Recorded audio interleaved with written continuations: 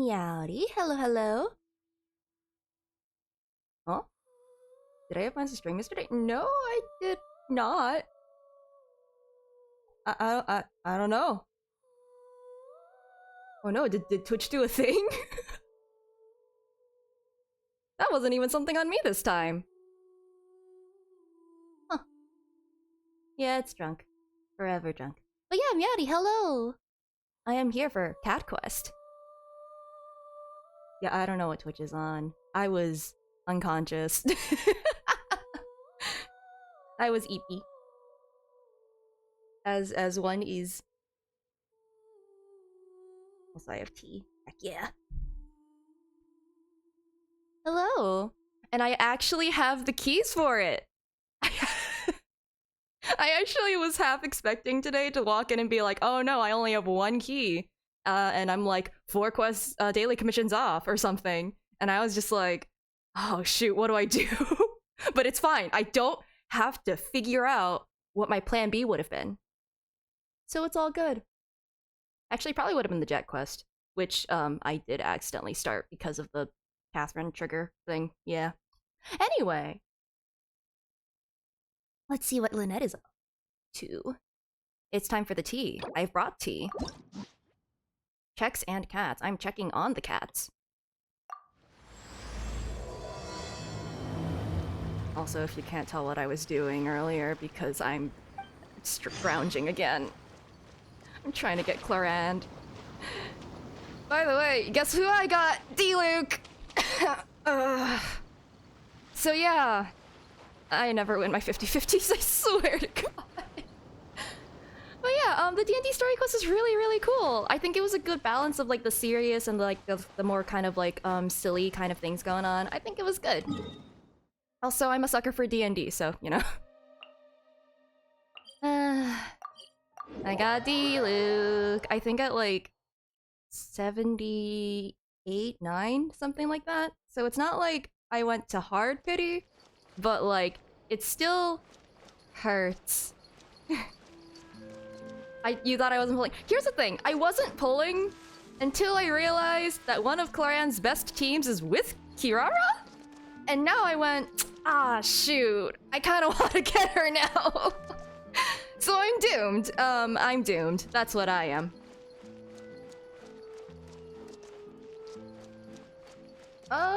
I did not see that, but I also haven't been on Twitter a lot recently. I also don't use Adobe, so I guess I've been preemptively doing the boycott question mark. There's an event going on. Yeah, I did most of it. There's not many primos left in there.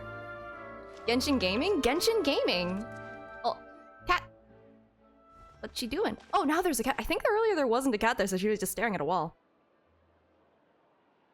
That Lynette? With a little kitty? With a little bow tie? A handsome little lad?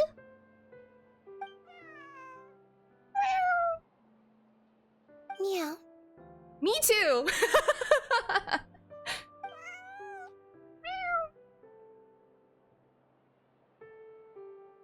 I mean...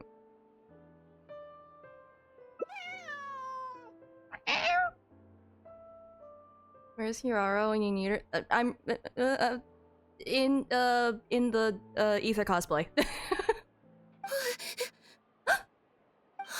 It's you. 1 second. Now activating chat mode. You made me jump there. I thought they'd finally caught me. Ooh. Your brothers? Objectively speaking, the trouble was entirely of my own making. Other cats? Half an hour ago, I was at Hotel de Boer for a drinks reception. It was to celebrate the successful opening of a show, but it was draining my energy. So, I waited for the right moment, then snuck away so I could switch to standby mode. Okay. Probably because I'm playing the lead role in the show? Is that so surprising? I'm always getting invitations to do solo performances. I just usually get Linny to write back and turn them down. But then came the Fontanalia Film Festival. We took all the kids from the House of the Hearth out to see a film, and after it finished, they all started clamoring for me to try out acting for some reason. Even Linny was chanting along with them. That's actually kind of adorable, though. I mean, it sounds exhausting, but it also sounds adorable. Anyway, it just so happened that a director called Mary who had sent me an invitation right around then. I'll spare you the details, but basically, I ended up accepting it. Aha! Wait. I can't! What is wrong with me? Why did I write read? Oh my god, I'm actually an idiot. No, I just did it wrong! I was so concerned with the spelling that I just added a whole word! How did that happen? Well, welcome in. Thanks for the raid. Let's just brush that aside. Wow, the debut of Lynette and your lead acting role. Yep. That's you nailed awesome. it. I'm playing the role of a puppet. In fact, the show's called The Lost Puppet, and it's a masked mime show. So I don't have to do any facial expressions or say any lines. Literally just a series of physical movements. The director says it's a very avant-garde art form. Art is not comprehended by the mind, but felt in the heart. At least, that's what the director says. Anyway, if nothing else, the opening performance seemed to go down well. At the drinks reception, everyone was crowding around me, saying, "Triumphant character portrayal, faithful adaptation of the original work, unequivocally, quintessentially avant-garde," and stuff like that. Firestar, come on. It's all good. It's all good. It's just everything is fine. Hey, avant-garde. Yeah, nothing happened. Exactly. But being the center of attention is draining. So the moment they left me to go harass the director instead, I was out of there. Oh. No, that's entirely fair, though. Honestly, like, hide in the dressing room until everyone goes away. Fair enough. The other thing is, some weird things happened while I was on the stage. Ah, I see. I understand. Oh, sorry, Bonnie. I didn't mean to leave you out of the conversation. My bad.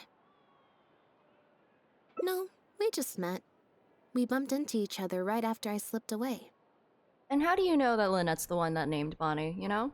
Well, it'd be kind of difficult for us to communicate otherwise. Besides, I think she's taken a liking to the name. Haven't you, Bonnie? Did Lynette give Bonnie the bow tie? Yeah, that's right. Good kitty. We'll go find your owner soon, I promise. Nope. She's wearing a collar, and for the most part, she's pretty well groomed. If she is a stray, she hasn't been for long. Her stomach's been growling a lot. I guess she must have been missing for a few days now. As much as I'd love to hang out with her for a while longer, her owner's probably worried sick about her. Assuming she has an owner, that is. All of these endings better result in us helping Bonnie, because if one of them results in us just leaving Bonnie to starve on the streets... But the reception... I should probably show my face there again at some point, even if it's just to make excuses and leave again. Decision time. Well, I just find it exhausting, thinking through all the different ramifications of different choices and so on. That's more Lenny's area than mine. So, unless it's something really important, I usually just leave the decision-making to him. Hi, June. I mean, it could be me meowing. Every time that cat meows, I've been meowing. It's communicating. We're communicating. It's fine. He got Fremini to make me a little something for just the situation. Just the situation. You know, like... Poof! Oh, a what the... photometer. Oh, that's where it was supposed to first show up. I just used this in D&D. It looks pretty over the top, I know. I keeps looking but at it's you. essentially just a box of cards. He kept the design simple so it'd be harder to break. The way it works is, I pick a card at random, then look at the number on the card. Well, for example, if the number on the card is 5 or higher, I help Bonnie find her owner. If it's less than 5, I go back to the reception. I just have to believe in the bond between me and my cards. The heart of the cards. And my fate will reveal itself to me in numerical form. At least, that's what Linny said. Anyway, I guess I'll give you a demonstration. Just believe in the heart of the cards.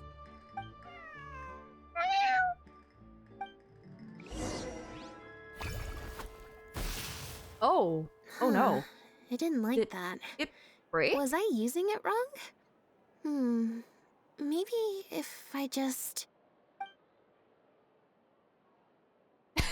I mean, that's... Do it manually. Clearly, there's Just some design throw all the flaws to cards on the iron out. ground. I'll have to let Fremine know. Let's see... Which card did I get? 4.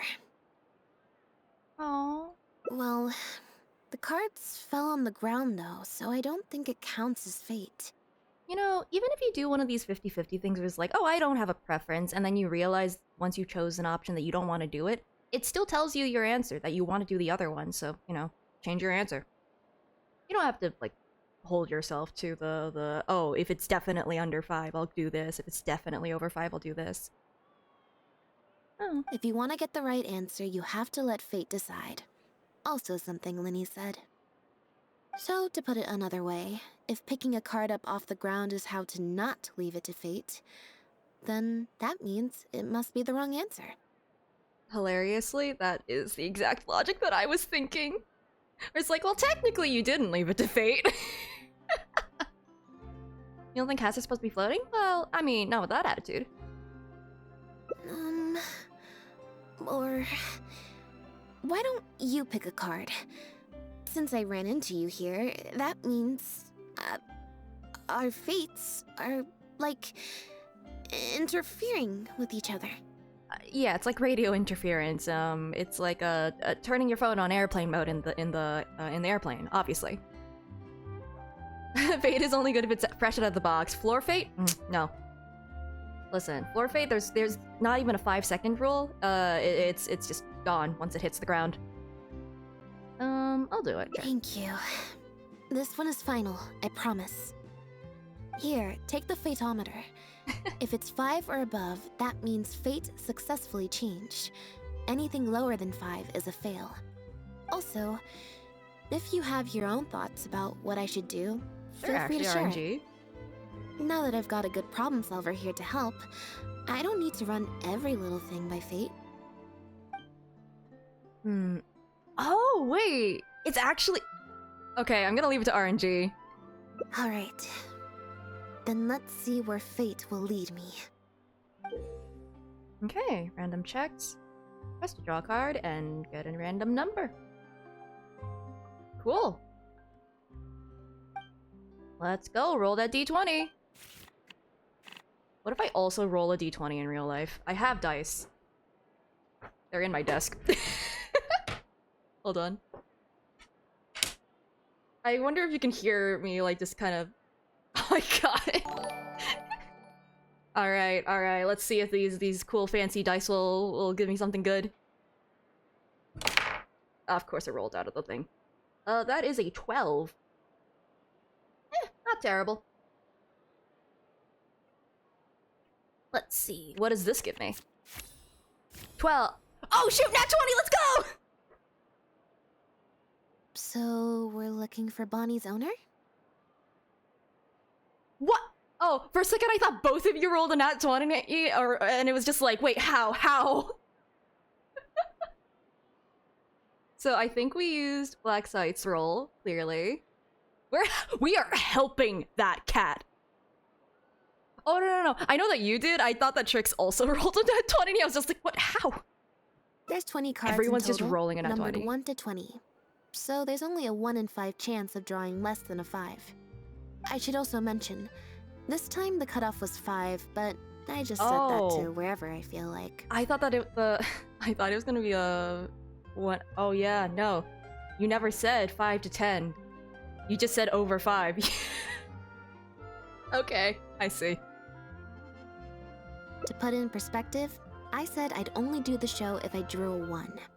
Oh no.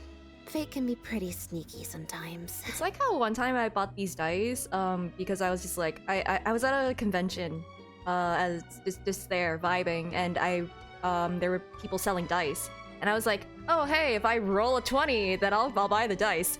First thing I roll was a 20, and I'm sitting there like, well, I do kind of want these dice anyway, but also, okay, I see. They were really pretty though, so it's kind of worth it.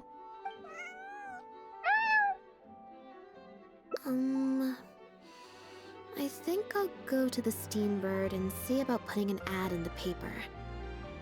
You wanna come along? I think Bonnie wants you to come with. Yay!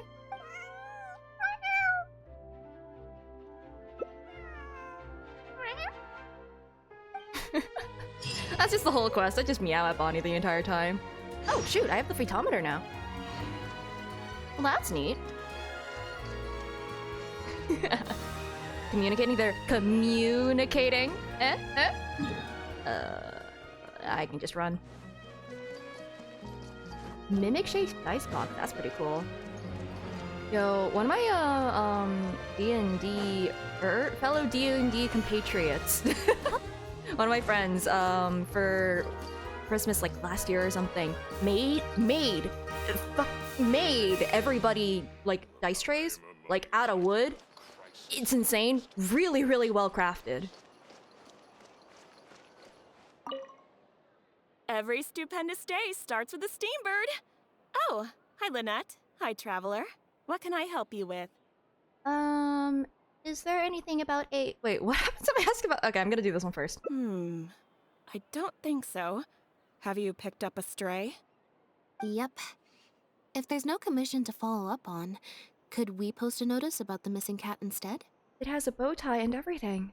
Why, of course. What a kind thing to do. Just fill out the form.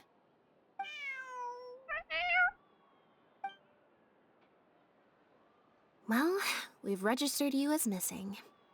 You can stay at my place until your owner finds you.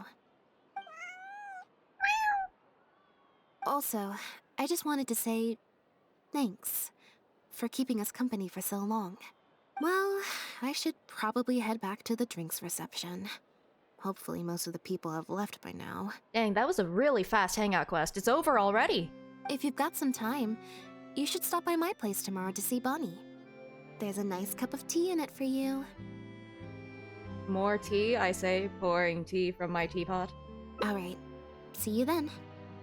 And watching to make sure I don't overflow the teacup. There we go.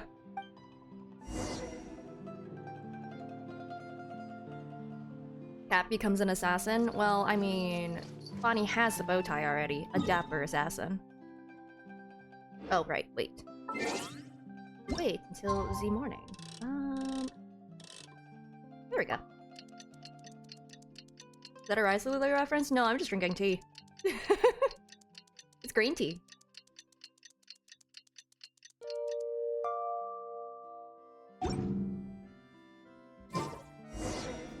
Heck yeah, pour the tea while making sure I don't accidentally cover my desk in tea.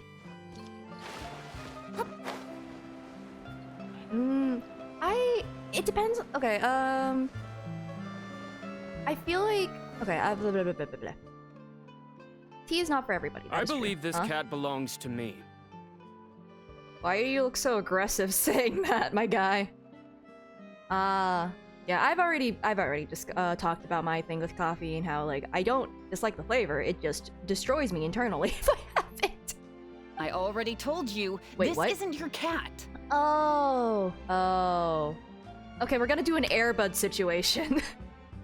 Now, cat, decide who is your owner. Just take a breather, you two. Oh, cough won't leave you after a month. I used to have coughs that would stick around for like a month. At that point, I would almost recommend going to the doctor, because that might be something else. Because, I've had them upwards of like 2 months, 3 months, and it is not good, and that was a health issue. I learned that, by the way, like 2 or 3 years later. When I told that to my doctor and they went, "Oh yeah, we can give you medicine for that." I went, "What? You could have done that this whole time? Every time I came to you telling you that I've been coughing for a while and you never gave me this medicine?" So, you know. Cat's playing basketball? Oh yeah, of course. The top basketball star, and assassin, and also last time sinus infection. Oh god, I feel that. That sucks. Post nasal drip is awful. Me too. Oh, you're here. As you can probably see, you'll have to take a rain check on that tea I promised you. I have tea. At least for now. Would you like some? It's good. This is my friend's cat. He's preoccupied with some important business, so I came to What's that retrieve her in pause? his stead. Mm-hmm. No. It's far more likely this cat escaped from the Humane Society. Why do both of you sound sus? Passive checks. Wait, is this D&D again? Is this just my passive insight? Insight check success. The gentleman's expression seems a bit unnatural. I didn't realize this was also D&D. The hesitation in his voice. Seems like he could be hiding something.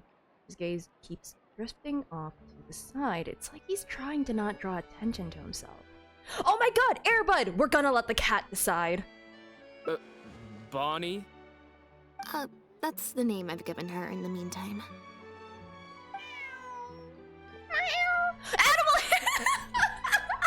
Animal handling!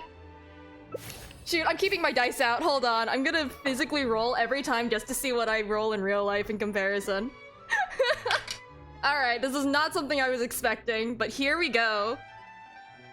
If I keep getting, like, mid-rolls on this one, I might switch to a different set, though, because I might have to put it into dice timeout. Not jail. It hasn't given me ones yet, but...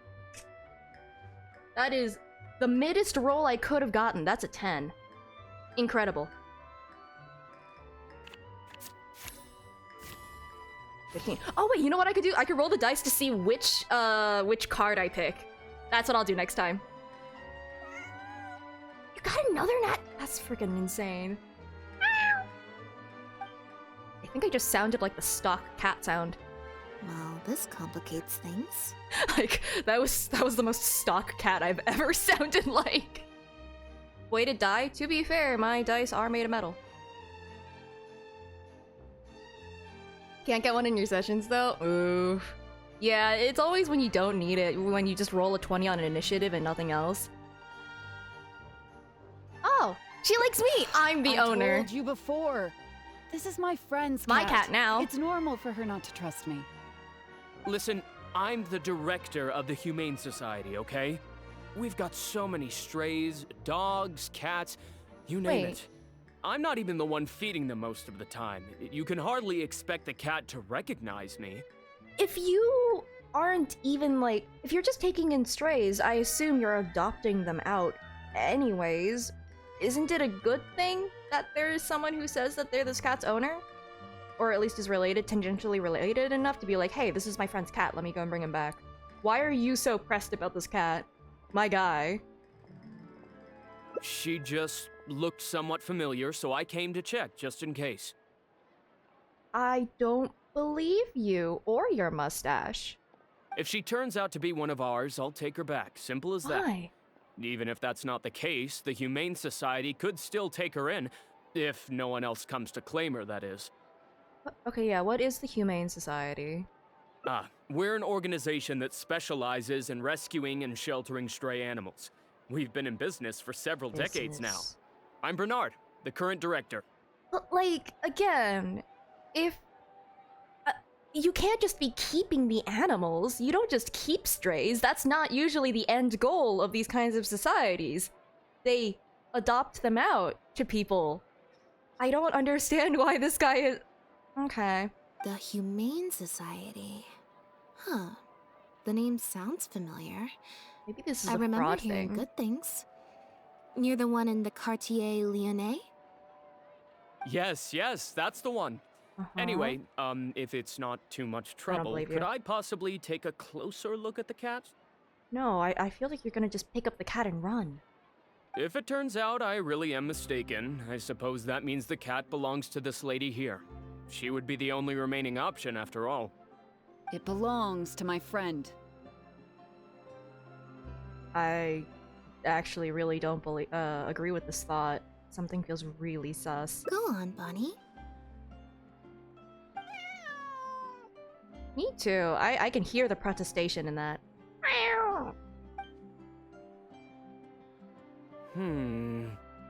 Just, you know? Oh, nope. Looks like I was mistaken. They do look similar, but there's an ever so slight difference in this one's fur color. Deepest apologies, friends. You can't be like, oh, there's so many cats and dogs that I can't possibly keep track of them all, while also being like, oh, this one's fur color is very slightly different. I don't know, something about this feels weird. Well, I suppose this means I still have a missing cat to search for.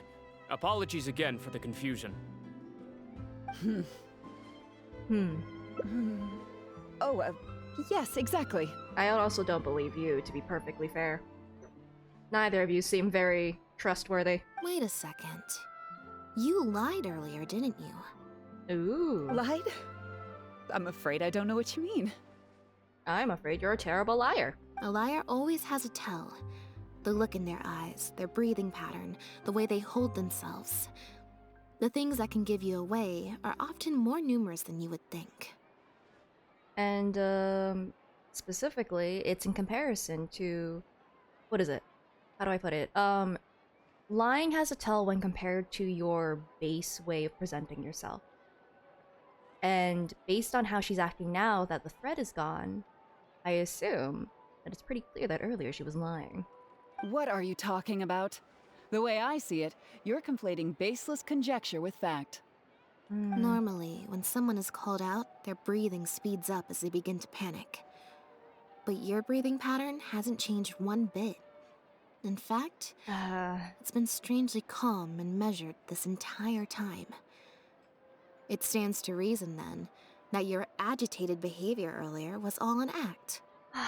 I know this is a popular thing in media. This isn't true. People react differently to different situations. Can't really necessarily establish a baseline for how someone will react to something. Not generally, anyway. If you know someone well enough, then you can actually pull something like this. But that's beside the point. If you're a bad guy, I'm sure you'll take off running the first chance you get. If you're a good guy, the most likely explanation is that you're a member of the Guards, or some similar organization. Honestly, best thing to do is just to ask her information about her friend who has this cat. You know?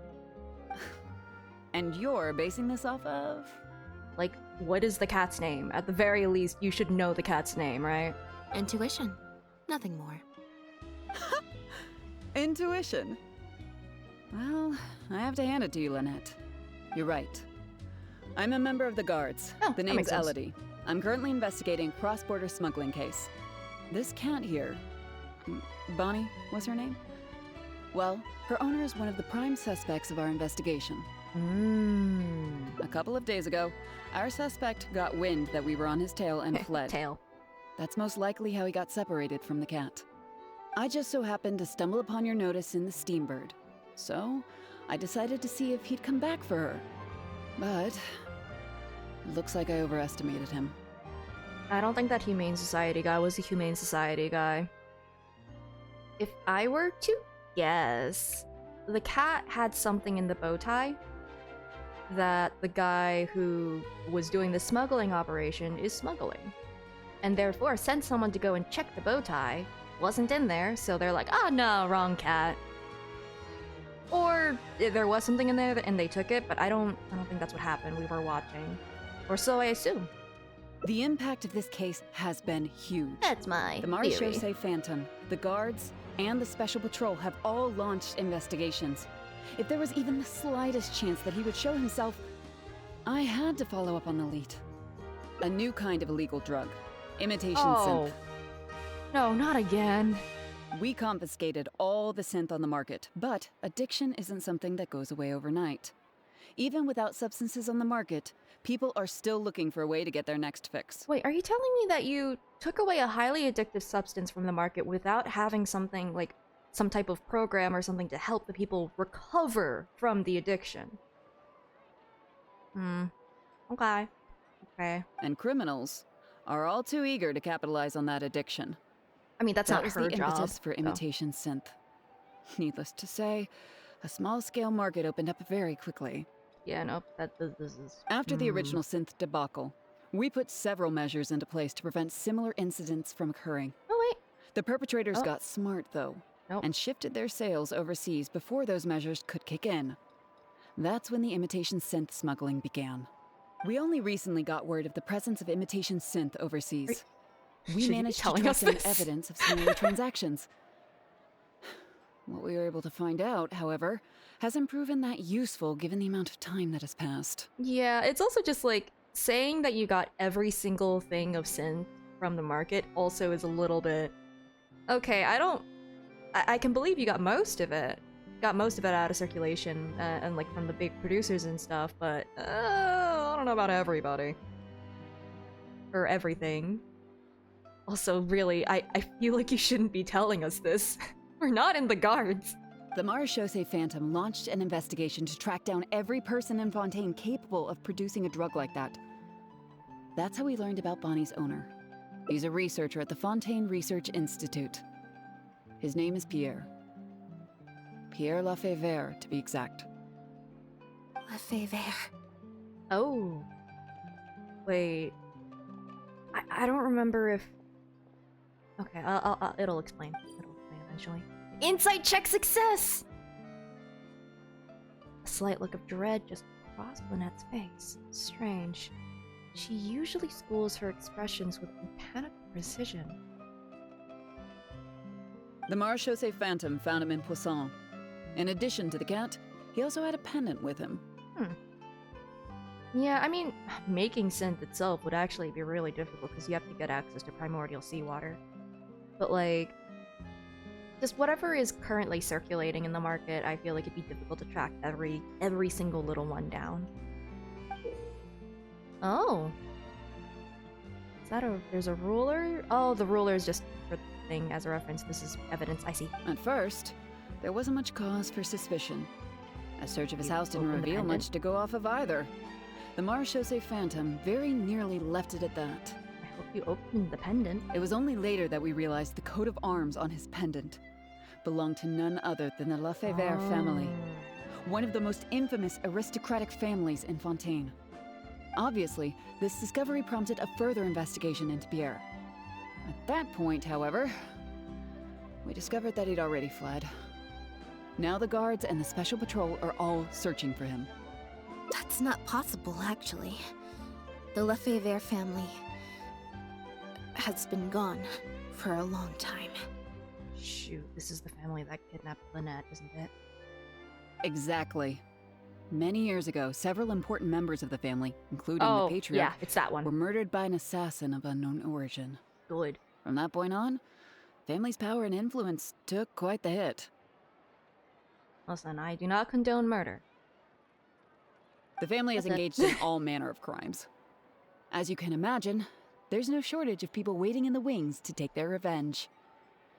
And with the family severely weakened, they were able to do just that. Most of the remaining family members succumbed to sickness or hunger. The ones that survived are currently living out their days under a new identity. Oh yeah, would synth still affect them? Here's the thing, if it doesn't affect them, it probably would make sense why they were able to round up synth so easily. And it would explain what imitation synth is for, because it imitates the effects, doesn't mean that it is synth. And maybe that's the reason why? Pierre is one of those very survivors. He's been hiding away in the Fontaine Research Institute all these years. His true identity unbeknownst to all. Until now, that is. Yeah, okay, I did ask this earlier. Should you be telling us this? Well, my fellow guards have told me all about how smart and courageous you both are. And I know you possess a strong sense of justice. Okay, I know me, but like, I feel like making the assumption that Lynette wants to be involved I wonder if you know about her connection somewhat and are taking advantage of that a little bit. There could be a chance that Pierre, or one of his accomplices, might attempt to get close to Bonnie. Now that you've been briefed on the situation, I was hoping you'd help us keep a lookout. Yeah. Oh, either that or the guy who came to check on the bow with Bonnie was just like, that is the right cat, and now they're just trying to plan a way to separate us from the cat. Or separate her from the cat. If I take Bonnie back to the guards with me, there's no way Pierre will try and come for her. Not even the most daring of criminals would attempt something like that. Unless. So we should keep Bonnie with us for the time being. I have to admit, I'm not holding out too much hope that Pierre will come back for her. But if there's even the slightest chance, then it's worth a shot. Well, I've got some other leads to follow up on. If Pierre does appear, please contact me right away.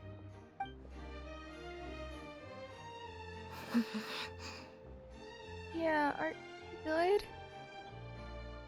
It's nothing. I'm fine. We can go and buy a dessert or something. I don't know what'll cheer you up. I don't know you well enough, I'm sorry. It's just Yeah. the head of the Lefebvre family. He was the eminent person who kidnapped me all those years ago.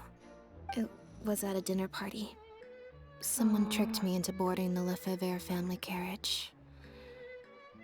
However it was, they took me back to their home. But before anything worse could happen, Father intervened. Yep. Father was the one who orchestrated the fall of the Lefebvre family. That's what led Lenny and I to join the House of the Hearth. After all these years. I never thought I'd hear the Lefebvre name again.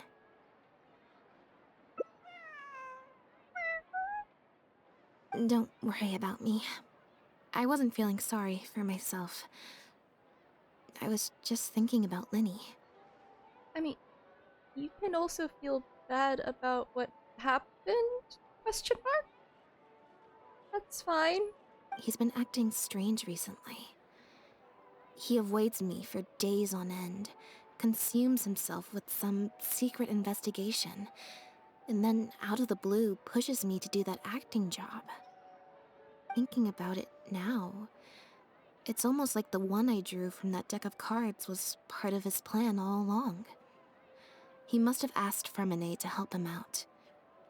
In any case, I know he's hiding something from me. He's really pulled out all the stops this time. You know what? That's probably why the photometer broke initially, because it was already tampered with. Oh, look at all this 4D chess that's happening. It's very possible. I'm sure he tried to send me away because he was afraid it would bring up some painful memories for me. It wasn't necessary, though. Even after all these years, he's still as overprotective as ever. I mean, I get it. You'll have to help me teach him a lesson if we run into him along the way. Yep. I want to head to the Fontaine Research Institute to learn more information about Pierre. Just let me activate search mode and then we'll head out. Who knows? Maybe we'll run into Lenny along the way. Trying to help out Lenny, or are you trying to prove yourself? A little bit of both, perhaps. Fair. For the most part, though, I just have the sense that something's not right. Something isn't adding up about Pierre's story. I'm just not sure what. Sometimes you just gotta take the bull by the Are there bulls? Yeah, no, bull checker. There are boars. Are there bulls?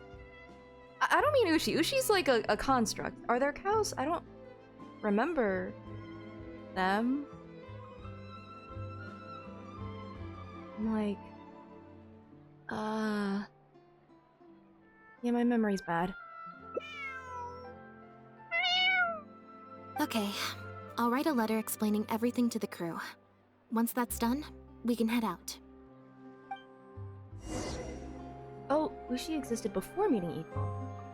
There's a cavalry but no horses. Well, apparently, I don't know, all the horses were taken away on the expedition. Every single last horse. Not a single one was left behind.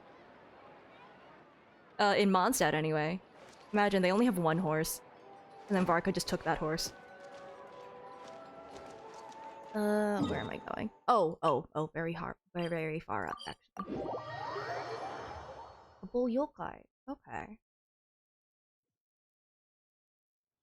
Grandmaster Varka out here just taking every single horse from every single country for his expedition. Yoinked. Oh, shoot! Chevros and Linny? Hi! Lynette, you're, not at rehearsal? Man, you're also not good at this, man! You can drop the act, brother.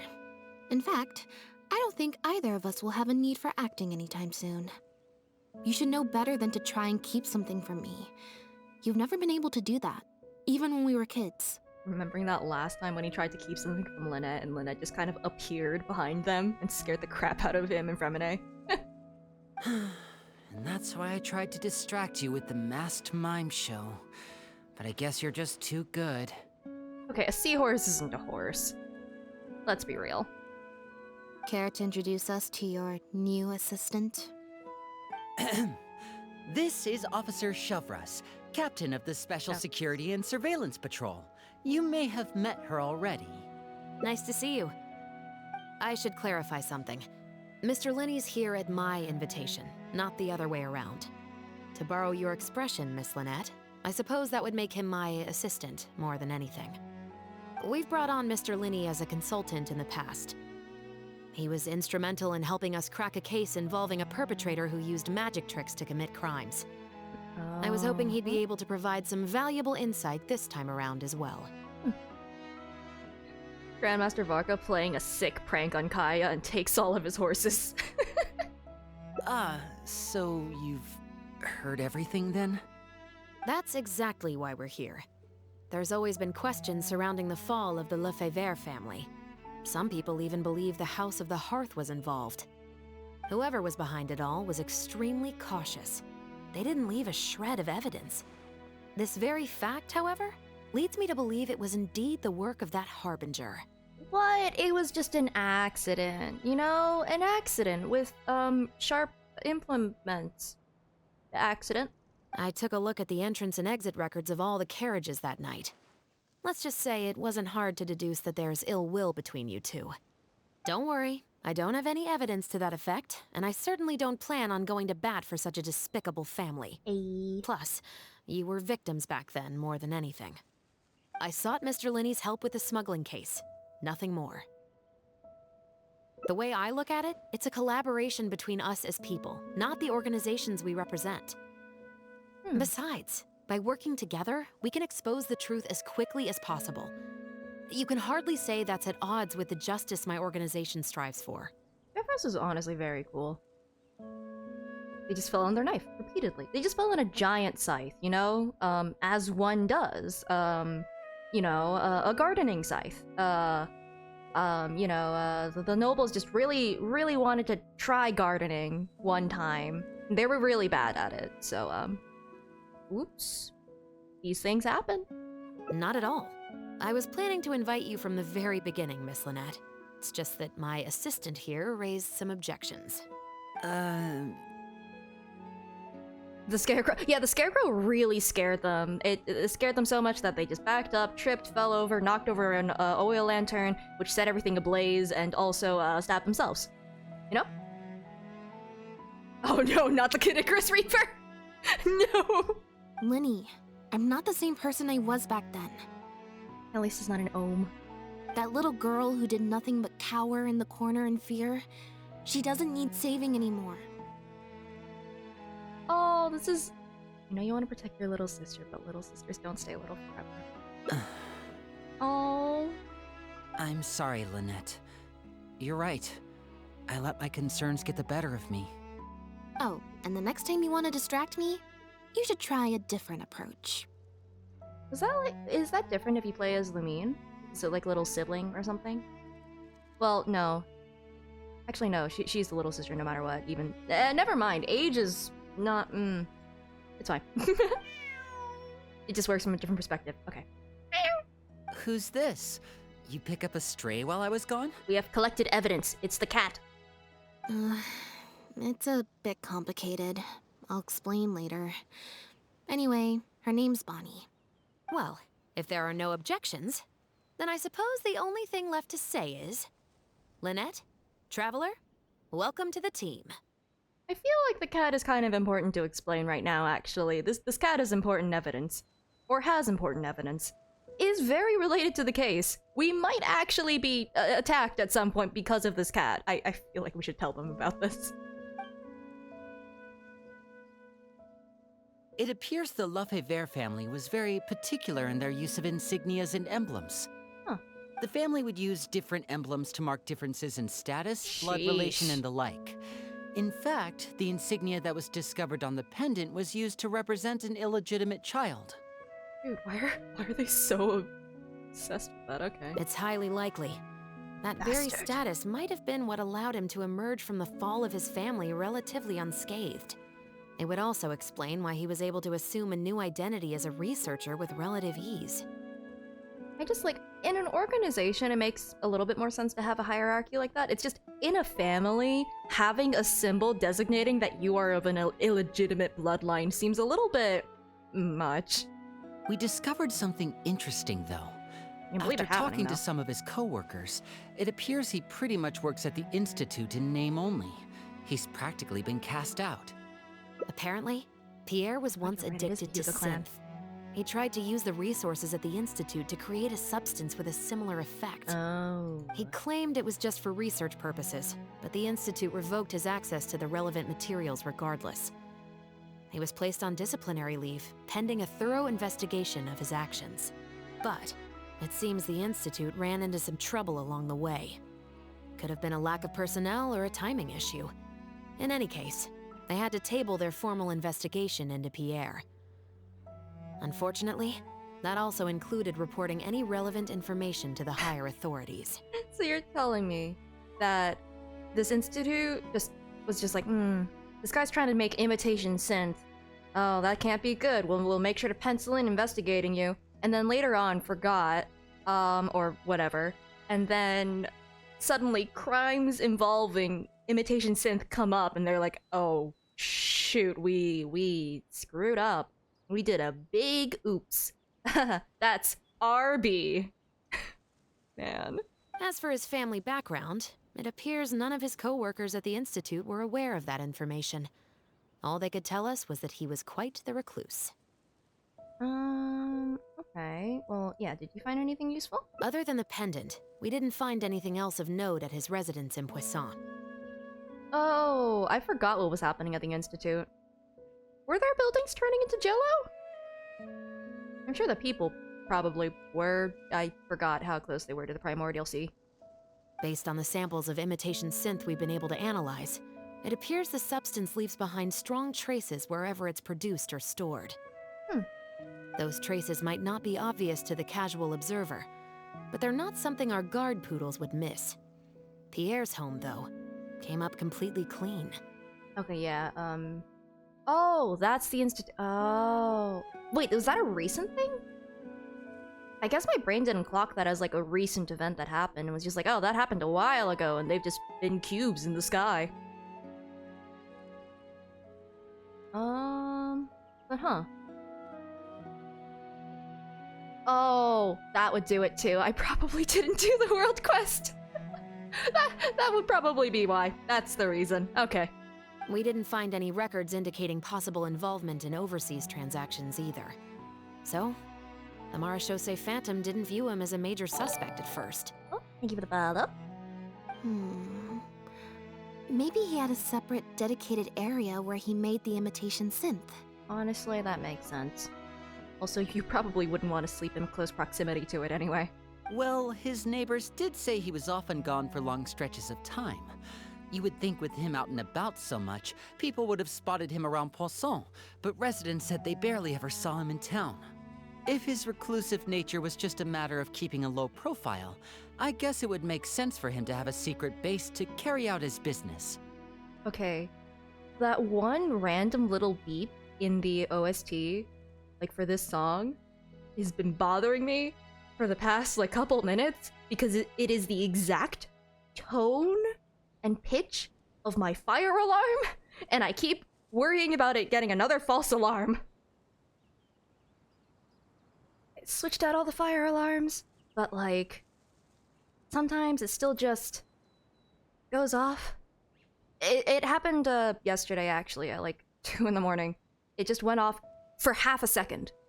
It just did one beep collectively and then stopped, and I never found out which one is the one that went off.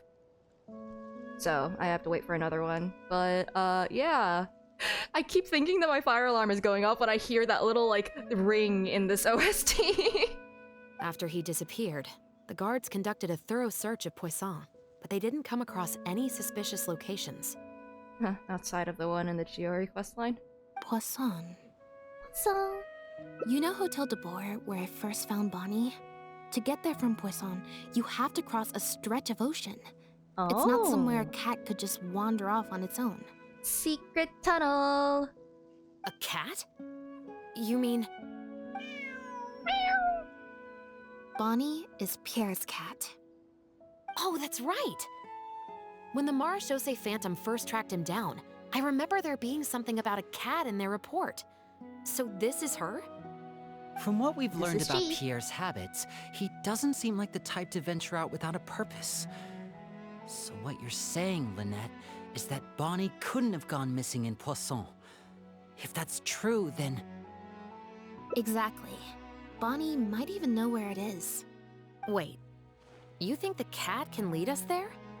But she's not trained like one of our guard poodles. How is she supposed to understand what we want her to do? Just go and commission Kirara. Animal handling! Let's go, let's go, let's go, let's go! I can give it a go. Okay. So, let me just roll. I'm gonna pull card number 9. Oh, there's not actually 20 cards here. Well. How many cards are here? There's 12? Right? 1, 2, 3, 4, 5, 6, 7, 8. So there's 12. Okay. That's not gonna be divisible. I'll just generally pick near the middle then. Ooh! Just made it!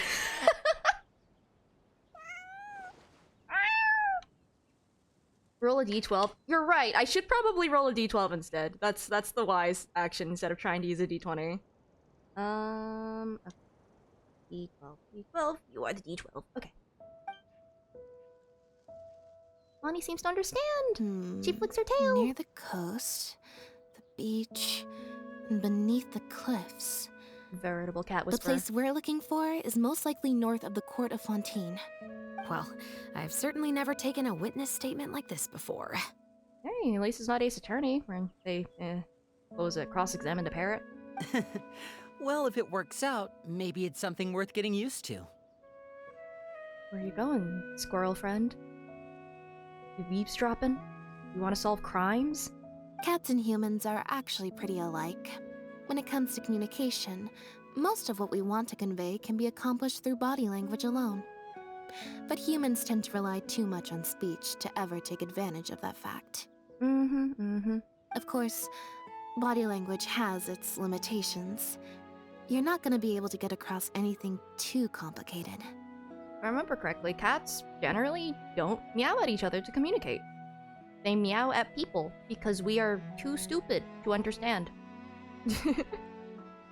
Like they meow at kittens, so we're just very big kittens to them who need a little bit of extra help understanding what they need, which is honestly kind of adorable. The important thing is that we now have a lead. Let's try and find a place that matches the clues Bonnie gave us. Let's go, Bonnie Ace Detective! Where go? Where go? Oh, wait, where go? There go. Oh wait, this is actually called Detectives! I actually was not expecting that. Alright, this way. Squirrel's actually a spy.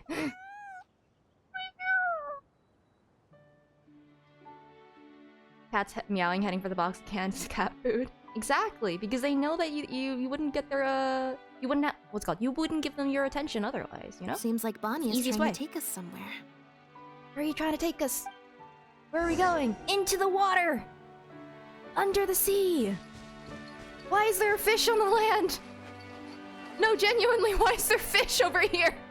Why is there fish? Huh? Why are there dead fish here? Is this normal? Is this just for this quest? Is that another one? No, that's a starfish. Hello. Gardamex ahead. Look out! Oh my! Hi, camera angle. It's there to feed the cat. Well, it didn't let me feed the cat, so I'm sad. I hope that Bonnie is not getting power washed with the Gardamex. Oh, there's more? Huh? Silence! Like, I don't need to use my bursts for this, honestly. Hello. Do you like summons? Do you like friends?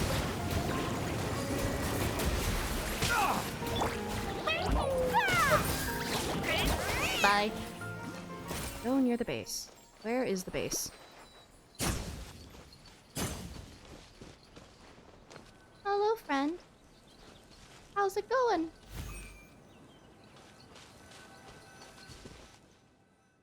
Wow, Lynette, you found this place so easily. If I thought there was any chance you'd say yes, I'd recruit you into the Special Patrol here and now. No questions asked. Just have an entire division of cats called the Special Paw Troll. Sounds familiar. I pretty much receive letters daily from people trying to poach her from me. Let's just focus on our search. There's a lot to investigate. Alrighty. What's over here? The bottles. Aha! Just as we thought. This is where the imitation synth was being made. Right out in the open? I mean, I guess there's not a lot of people here, but like there's like a path to like the beach right over yonder. I'm surprised they was able to get away with this. Looks like he's got more than just imitation synths stashed around here. In addition to the raw materials needed to synthesize the substance itself, there's a large quantity of cleaning agents and a few drugs I haven't been able to identify. What's the purpose of the cleaning agents? For cleaning or for iPod challenge? These cleaning agents are likely used to dispel traces of the actual substance, cleaning. like its smell. The Special Patrol did some digging into imitation synth. Our records indicate that it's very difficult for ordinary people to detect traces left behind by the stuff. I'm sure that was the case for Pierre as well. It must have taken a considerable amount of time and skill to ensure all those traces get washed away. But what are these other drugs for? We need a pharmacist. Or a pharmacist. I need to stop climbing on the tables. The material these bags are made of, it's quite rare. Really? Oh. It's the very same, actually. Romaritime flower fiber. But there's something special about the composition of these bags. I took a closer look, and it appears they're not only waterproof, but also corrosion and leak resistant. Don't touch that. I wonder if that's primordial sea. Oh, well, they're full humans now. They should be fine, but like, Even the strings look specially designed to keep the bags closed nice and tight. I came across some bags made of the same material just now, but they were much smaller and thinner. From the look of them, they seemed far less durable as well. Very similar, actually. Normally, it would be easy for a guard poodle to sniff out the imitation synth, but if it was sealed away in a bag like that, it might be possible to elude detection for some time. Also, guard poodle is honestly a really funny expression. But what could these big bags be for then? If the goal is to keep the imitation synth hidden and sealed away, these bags seem a bit too conspicuous. Wait, can I talk to him? But what could these big bags be for then? If the goal is to keep... Oh, no, that's the same line. Never mind. Ew, what is the last thing I should be looking at? Is it in here? No, it was not in the building.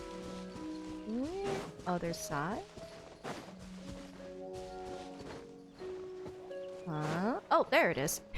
Hidden behind the cliff. Hello, cat friend. When the Marechaussee Phantom searched Pierre's house, there was no sign of these barrels, right? You're right. That doesn't seem like his way of doing things. How did he get them here, then?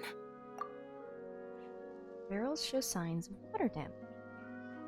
Okay, I mean, threw them into the water, looked at the tides to see where they would wash up, and chose this location because of that reason? Seems to be a pattern to the location of the water stains. For some reason, they appear to be limited to the lower half of the barrels. Lids don't seem very tight, leaving sizable gaps around the edges. There doesn't appear to be any traces of water inside the barrels. Only the lower halves of the barrels appear to have been submerged in water. I mean, if barrels are empty like that, I believe you can use enough of them to, like, make a makeshift raft? Possibly? So either for transport. Based on the various ingredients we've found, this appears to be where Pierre was cooking up his imitation synth. It looks like he used a special cleaning agent to get rid of any residual traces of the substance on his person before he left. That's how he was able to get past the guard poodles. Okay. So then he transferred the imitation synth into small sealed bags and took it somewhere else for the drop-off. Why did he leave so much evidence behind here, then? No. I don't Yeah. believe our suspect is the kind of person who'd go around carrying incriminating evidence with him. That would potentially create too many eyewitnesses. Pierre walking around with, like, 5 barrels tied to him. The cleaning agent and the sealed bags might get past the guard poodles. But if a member of the public or even a guard on patrol happened to see him during the drop-off, a quick search would reveal everything. That's still a very risky operation. Yeah, the barrels. The barrels we found were wet around the base, but the top half was dry. As if they'd been standing upright in the water.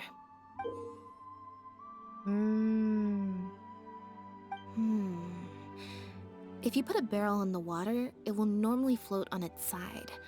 Unless it's heavily loaded, in which case it'll sink. Must have used something to tightly seal big bags full of air. Turning them into airtight flotation. Oh shoot, I was right. Yes.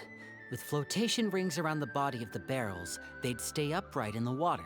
Well, And sort of. then he Not could really. afford to load them more fully. Well, thank you for the follow. Also, yeah, no need to apologize. Hop in whenever. That's a funny image. You think he used floating barrels? I suppose if he acted at night, when there are very few other boats around and visibility is low, it's a valid theory. We can't rule it out. But then, wouldn't the barrels be carried off by the waves or the currents? How would the person doing the pickup know where to look?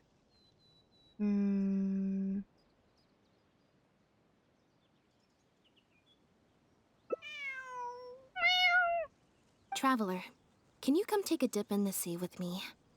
I have a feeling that somewhere down there, we might find some rope. If a rope can be used to keep a pet from running away, then why not a barrel? I think that Bonnie had a point, yeah. Alrighty. Cats are going for a swim. Bit of an oxymoron, but let's go. Okay. Well, if I were to guess, I'd pick the The boat wreckage first. of a small boat? Never mind. Here? This isn't the place. Never mind. Over there? This isn't the place. Okay. Nope, that's not it. Fine. Alright, I think I know where I'm going. Perception check success! Good, at least it succeeds somewhere. Time to go up and report.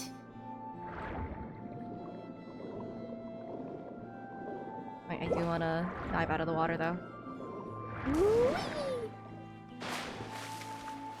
But could that kill you? Okay, that's fine. You don't need to worry about head trauma. We're only here for the head drama. As expected, we found a few pieces of rope and some anchoring stones underwater. If you attach them to a floating barrel, it would look like this. With this anchoring system, it would be possible to use floating barrels for the drop-off. You would just need to drop them in the water at the agreed-upon location. We also came across the wreckage of a small boat. It must have been left out on the water and capsized due to the force of the wind and waves. Its small size, however, would have made it perfect for staying undetected. Let's talk this through. Based on the evidence we've collected, it seems like Pierre would row a small boat out to the agreed-upon transfer point, drop off the barrels, leave, and then row back and retrieve them after the transfer was complete. Yeah, it is a bit convoluted, but I guess it also keeps them from, like, necessarily being, like, seen together? It could be that he was trying to avoid meeting up with his associate face to face. As one of the sole survivors of the Lefebvre family, maybe he was just used to that sort of elusive lifestyle.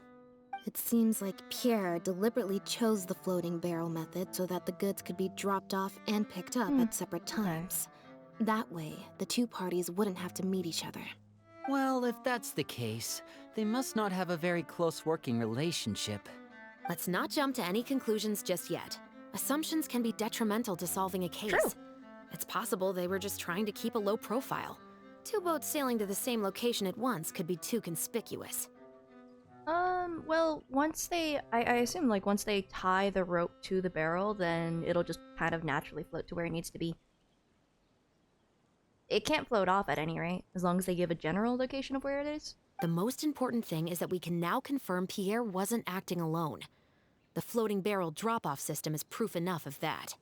Let's say for now that he was only in charge of producing the imitation synth. That would mean there has to be at least one other person involved in the operation, likely in charge of transporting the goods across the border. Since we've determined that the goods were transported by boat, maybe we can track down some travel logs or something. We can certainly check the various ports for that information. It's possible, however, that Pierre's associate also used a small boat for the transport, and docked along the shore rather than at a large port. If that's the case, it's unlikely there would be any record left behind. Absolutely. Before Pierre disappeared, we made sure to investigate all sorts of outward-bound vessels. We also had port authorities keep a lookout for anything suspicious. Unfortunately, we were never able to find out how they managed to get the imitation synth across the border. Ocean's 11? You're right. I see Whatever what you vessel did. was used for the pickup, the person responsible for smuggling the substance out of Fontaine would have had to use a larger vessel for the actual transport. That's the only way they would be able to smuggle on a large enough scale to make a profit. They must have found a way to disguise the imitation synth to clear port inspections. Exactly. We can't let any opportunities slip through the cracks. Humane Society. Although, given the amount of ports that could be involved, we should probably split up. It's the pets. It's the animals. It's absolutely the animals. This is why they don't want them to get out. This is why they're searching for them. I'm pretty sure it's in the friggin' bow ties. I'm pretty sure it's in the bow ties! I'll run home and ask some of my brothers and sisters to try and dig up some information. I should also head back and update my platoon on our progress. I'll grab some reinforcements while I'm at it. Lynette, Traveler, why don't you head to Lumideus Harbor and see what you can find out? All right. Come on, Bonnie. You too.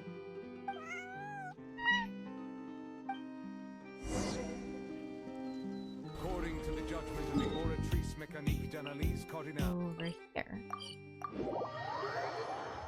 Surprised I have the teleports.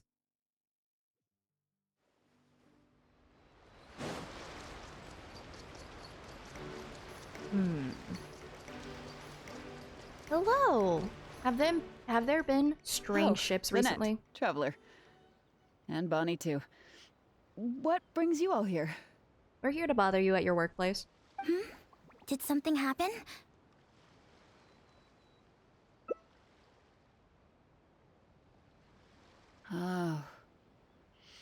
I see. Thank you for everything you're doing for the people of Fontaine. I'm in charge of guarding the port. You mentioned you were after some travelogues, right? I can go fetch those for you. Looks like I've got another hard day of work ahead of me. No, not usually. It's this incident that happened recently. Before that, everything was normal. All we had to do was confiscate anything suspicious and we could call it a day. Pretty simple stuff. But things are much more complicated now. We somehow let suspicious cargo pass through the port undetected. Not even our guard poodles were able to sniff it out. Even worse, we still don't know how the perpetrator was able to conceal the goods so well. By suspicious cargo, do you mean imitation synth? Yep. However, prohibited substances are just one example. We confiscate all sorts of contraband during the course of our inspections.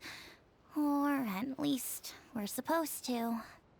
So what happens to the goods you confiscate? Oh, we keep them in a storage locker. If they turn out to be something particularly dubious, we'll turn them over to the Maison Orderly.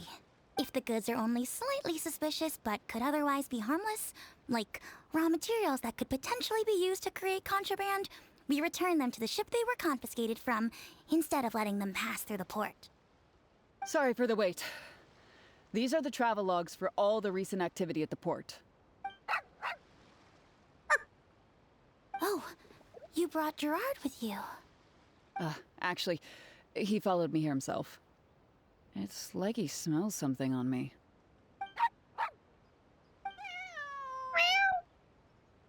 They're communicating. I wonder why Gerard is reacting to you two so strongly. Huh? We were so careful not to touch it, but we still ended up with traces on us.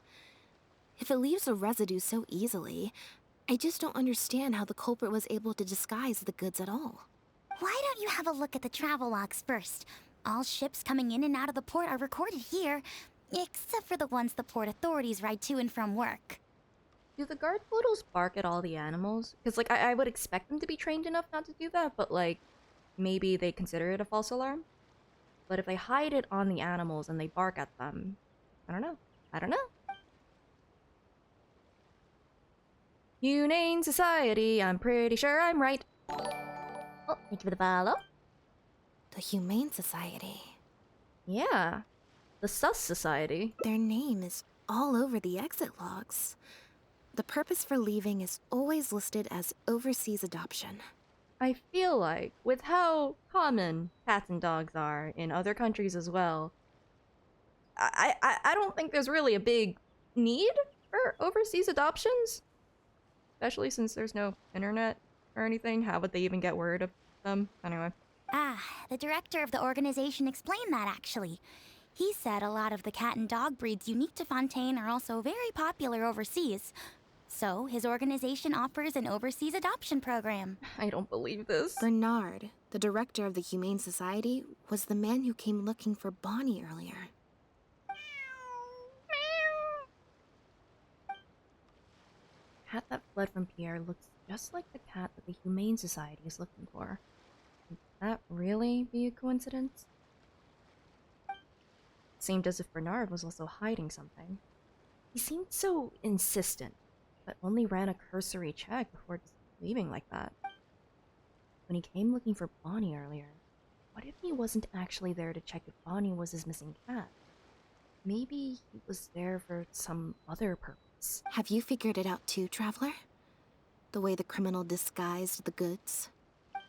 When Bernard asked to take a closer look at Bonnie, he was actually checking whether there was any imitation synth in her stomach.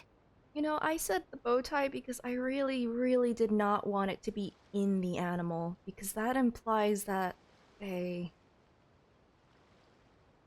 Oh no.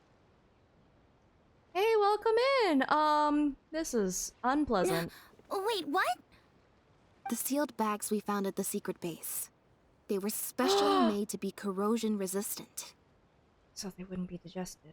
And there were gaps around the lids of the barrels, and airbags were used to keep them upright in the water. Oh, I hate this a lot, actually. Those drug shovers found at the secret base. she most likely didn't recognize them because they're not used on human beings. It's an anesthetic used on pets. The perpetrator must have given it to the animals. Pierre must have made the animals swallow the sealed bags full of imitation synth at his secret base. Then he stuffed them into floating barrels and left the rest to Bernard. We're gonna find him. We are going to find him. The sealed bags combined with an animal's body odor would certainly be enough to mask the scent of imitation synth. During our inspections, we would have never thought to inspect the bellies of those animals for anything suspicious. Even if we tried to feel around for something, I'm sure it would be difficult to detect. Exactly. I bet Bernard even transported animals with synth in their stomach alongside ones without. That way, it would be even harder to say with certainty that something was amiss. She's probably in the clear. Otherwise, Bernard would have never left without her. I'm guessing he didn't know whether Pierre had already hidden the next batch of imitation synth before he fled. Just imagine. He sees the notice we put in the Steambird, and it turns out that one of the very cats he gave to Pierre for the smuggling operation is out in the open, roaming the streets of Fontaine. If Pierre had already hidden the next batch of imitation synth, then Bonnie would practically be living proof of their crimes. He would have had no choice but to go after her. So, that's why he came to find you and insisted on taking a closer look at the cat. Wait a second, I'm a little lost here. I get the part about hiding the substance in the pets, but those, what did you call them again? Floating barrels? Why even put the animals in there in the first place? If you've got something as convenient as a floating barrel, why not just stuff it with the imitation synth directly? Why not wait to hide the stuff until after the exchange has been made? In order to make sure the animals could swallow the sealed bags, they made them extremely thin. Had they not done that, the animals would have likely bitten or chewed through them. Oh no. That step would have required a lot of energy, as well as a certain amount of technical expertise. So, it was better left to the more experienced Pierre. Yeah, no, it's realistic, and I certainly hate it. We've already proven how easy it is to pick up trace amounts of imitation synth, so I'm sure Bernard was taking all the precautions he could to avoid the same fate. Me too, Gerard. I too am disgusted. What's happening here? Okay. Then, let's head to the Humane Society right away and bring that guy to justice. I'll bring a Gardamek to speed up the process. We still need to find Pierre. We only found one half of the operation. We need to find...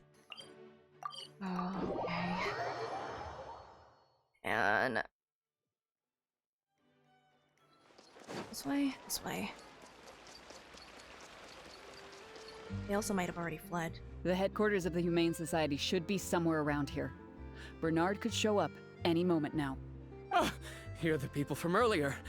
Wait, you're from the guards? Hi, asshole. After him! We can't let him get away! Go, go, go, go, go, go, go, go, go. Absolutely not. Absolutely not. Gotcha. Give it up, Bernard. I do like that they put it in a chase sequence so that you could use Lynette's E for that exact purpose. Just tackle him into the bushes. Mercy. Have mercy. I'll talk. I'll tell you everything I know. The Humane Society has done so much good over the years, and yet you have committed such an atrocious deed in its name. Look, I didn't have a choice, okay? My father cared about those blasted animals so much, he didn't bother to take care of his human wife and son at all. While those animals were showered with love, I lived worse than a dog. That is not an excuse for torturing animals. No one asked. That too. How did you first get to know Pierre? No one asked. Uno reverse. Well, after I took over the Humane Society, it gradually became harder and harder to maintain its operations. Until one day, someone suddenly passed me a letter. It said that I could stand to get a large sum of money as long as I helped them to transport some animals abroad. It was only after a few such transports that I finally understood what I was really transporting. But then, Pierre wrote to me, saying that we were already partners in crime and that I better keep cooperating with him if I didn't want to be reported to the guards. Yeah, you're not pitiable. Insight check success. There was a hint of dishonesty in his trembling voice. He's lying. You knew it from the very beginning, didn't you? The reason why you had to go through so many steps just to transport some animals. I'd suggest that you confess everything right now if you don't want to add anything else to your list of crimes. Yes, officer.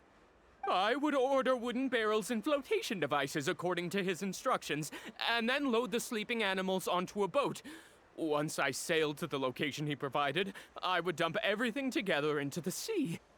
And a few days after that, I'd come by again in my boat and pick up the animals sleeping in the barrels.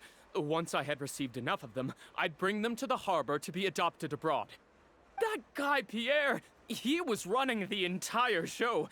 He set up all the meeting times and found all the foreign adopters. Oh, and he even supplied all of the goods, too. I just did the transport. He was the one who planned out and executed everything else. Look, I don't know, okay? I've never ever met him in person. We've only ever communicated through letters. And when did he send his final letter to you? Just last night, he said that the Marechaussee Phantom is now after him, so he's planning to go into hiding for some time. He didn't mention where he's thinking about going, though, but he did tell me to look out for the guards. It's been a few days since Pierre's last appearance. I'd wager that he sent that letter after he found his hiding spot. I burned them. It was on his orders. I had to burn every letter after reading them. I wasn't even allowed to share them with the rest of the Society employees. Sure sounds like you're trying to use the lack of witnesses or evidence to pin the blame on Pierre. No, I swear, this time I'm only telling you the truth. This time. Well, we can check the truth of your statements at the Opera House. I hope you know what'll be coming for you if I were to find any discrepancy between the evidence and the testimony you just gave. I know, I swear I was just telling the truth. My thanks to you both. Had it not been for you, I really don't know what would have happened to this case. Bonnie helped, too. That's true. It was all thanks to her that Bernard was finally exposed.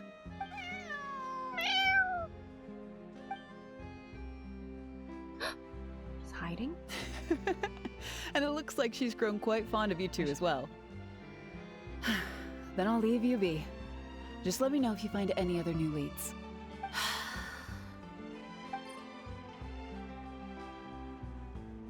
Inside? Seems that Lynette still has something on her mind.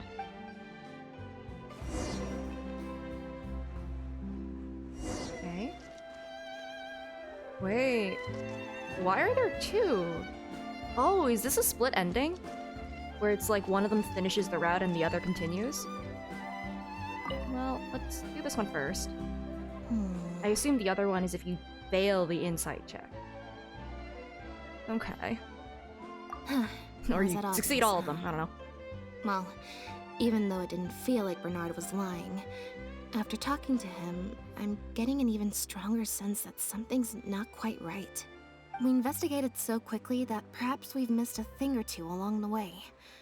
Let me activate deduction mode and consider things again from the top to see if we can find anything new.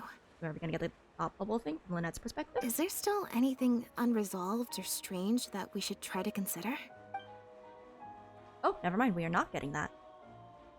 Okay, we found him. All three of them, I guess. The Marechaussee Phantom found Bonnie and the Lefebvre pendant at Pierre's residence. That was the beginning point of our investigation. Oh. Let's see. According to Bernard... Oh, it's not even voiced! According to Bernard, the trafficked animals were taken directly to Pierre's base rather than to Poisson. The pattern on the pendant is proof that its owner is an illegitimate child of the Lefebvre family, but this shouldn't be all. It's gone. Bonnie has been with Pierre ever since the first meeting between Pierre and the Marechaussee Phantom, and that's why Elodie came looking for her. But that shouldn't be all. Okay, I see that I'm just eliminating options. The Lefebvre family is infamous in Fontaine, and even their innocent scions became targets of revenge. But Pierre just carried the pendant with him as if it was an ordinary piece of jewelry.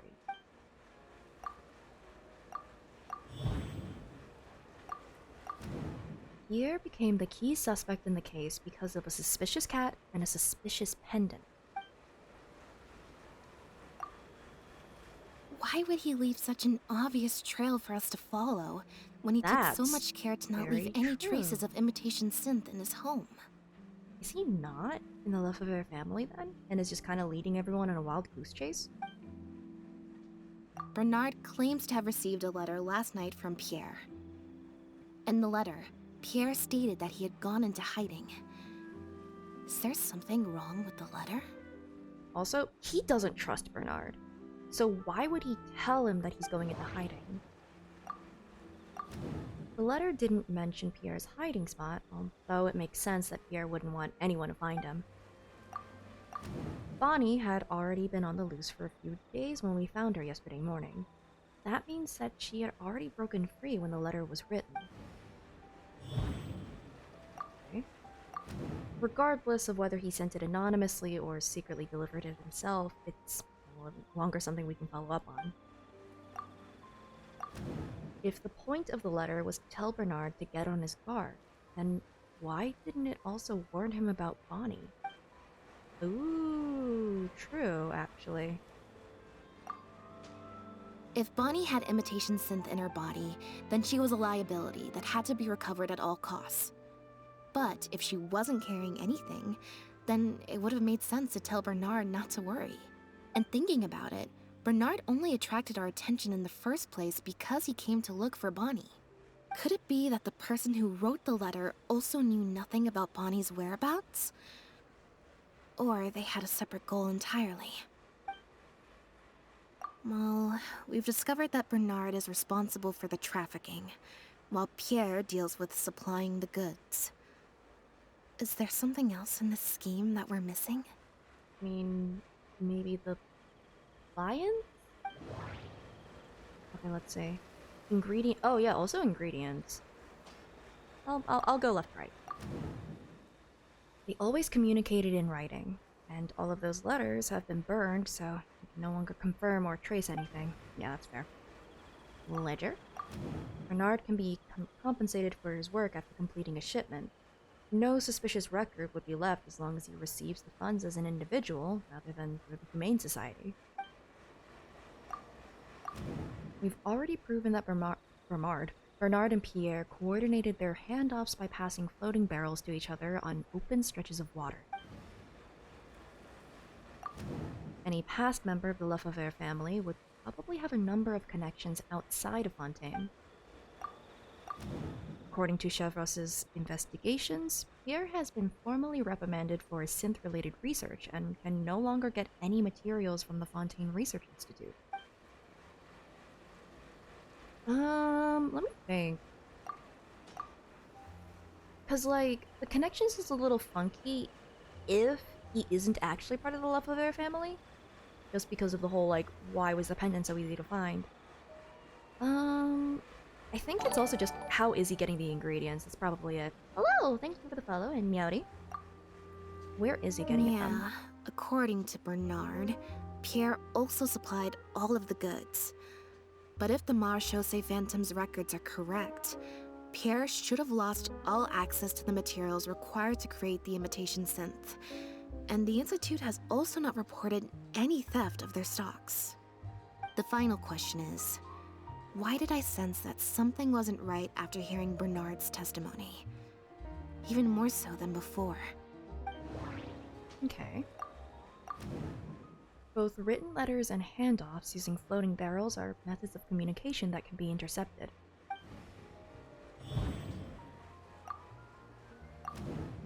Pierre made such a complicated operations plan, yet also exposed himself so easily to the investigating guards.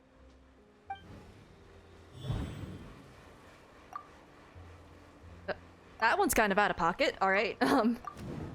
Bernard has never met Pierre in person. Almost feels like the plan and the expose were done by two separate individuals and Pierre was set up. Okay. Okay, it's not multiple personalities. That's a weird way to word that, but yeah, no, there's another person. That makes sense. Even Bernard himself never knew that it wasn't Pierre that had been pulling his strings all along. It was someone else. Deductive mode deactivated. I think we may be close to the actual answer.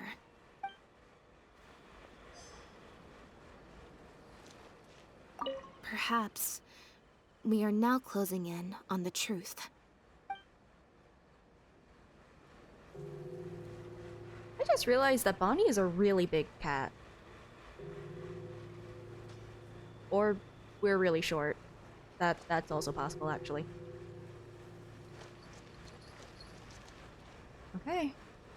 Yeah, that makes sense. Now we can come up to Elodie and Now be like, behave the case isn't over. and follow me to the interrogation room. Ow! That hurt. Ow!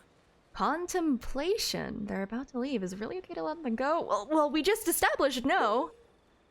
Adequate preparation and friendly aid can sometimes affect the result of these checks. Your current check... Oh my god, we have modifiers! What do we have? We have a... Wow, +5, +5, +5, +5. Wait! Oh, wait, but it is 20. If I... Wait, no, I can't fail this. It is literally impossible to fail this. I mean, I'm still gonna roll and pick a number because I've established that I'm doing this. 7. 1, 2, 3. Hope it's not 20 anyway. Aw. 31! I feel like a rogue. When they have prestige, what's it called? Yeah, prestige, I believe? No, we can't let her get away. Hold it right there! Is there something else you need from me, traveler? Bernard and Pierre, they weren't really acting alone, were they? Huh? Haha! I see. It all makes sense now. Someone in the guard? Hey, what are you talking about? Okay, cool. My Look, little even our confessed sneaking criminal here suspicion. has no idea what you're saying. I didn't want Elodie to be, but what I want and what my little suspicion wiggling in the back of my brain. Because he has been kept in the dark all along. And I assume it's the same with Pierre. Bernard thought he was communicating with Pierre, and Pierre thought he was taking orders from Bernard. But for all this time, neither of them knew that there was a third person all along. That never quite added up for me. Why did Pierre feel compelled to return to his home with Bonnie and the pendant, and make them so easy to find for the Marechaussee Phantom? Any foot animals Pierre received from the floating barrels should have been taken directly to his base. And considering his precarious situation, the pendant should have been the last thing Pierre would leave lying around. If it's someone in the guards, they would know that the Marechaussee Phantom is already looking into the case, which means that they knew that they would have to set things up so that the other two would take the fall. Right? Both of these things are in stark contrast to his usual meticulous and vigilant behavior. There's only one reasonable explanation. He was following orders, just like Bernard. He probably received the following instructions right before the Phantom came knocking on his door. Bring the cat and the pendant, and our undercover agent will be sure to help you. Unbeknownst to him, however, the third person who wrote that letter to him had long decided to sacrifice him and Bernard to save themselves. They instructed the two men to communicate through letters and barrels specifically so that they'd never get to meet each other. Honestly, this third person probably planned to sell both of them out from the very beginning. What? You can't be serious. There was a third person involved? If you focus only on Bernard's testimony, it's easy to believe that only Bernard and Pierre were working together. The case appeared extremely simple. Bernard did the trafficking, Pierre the imitation synth production, drugging, and stuffing. With everything accounted for, the third person would then be cleared of all suspicion. Wait.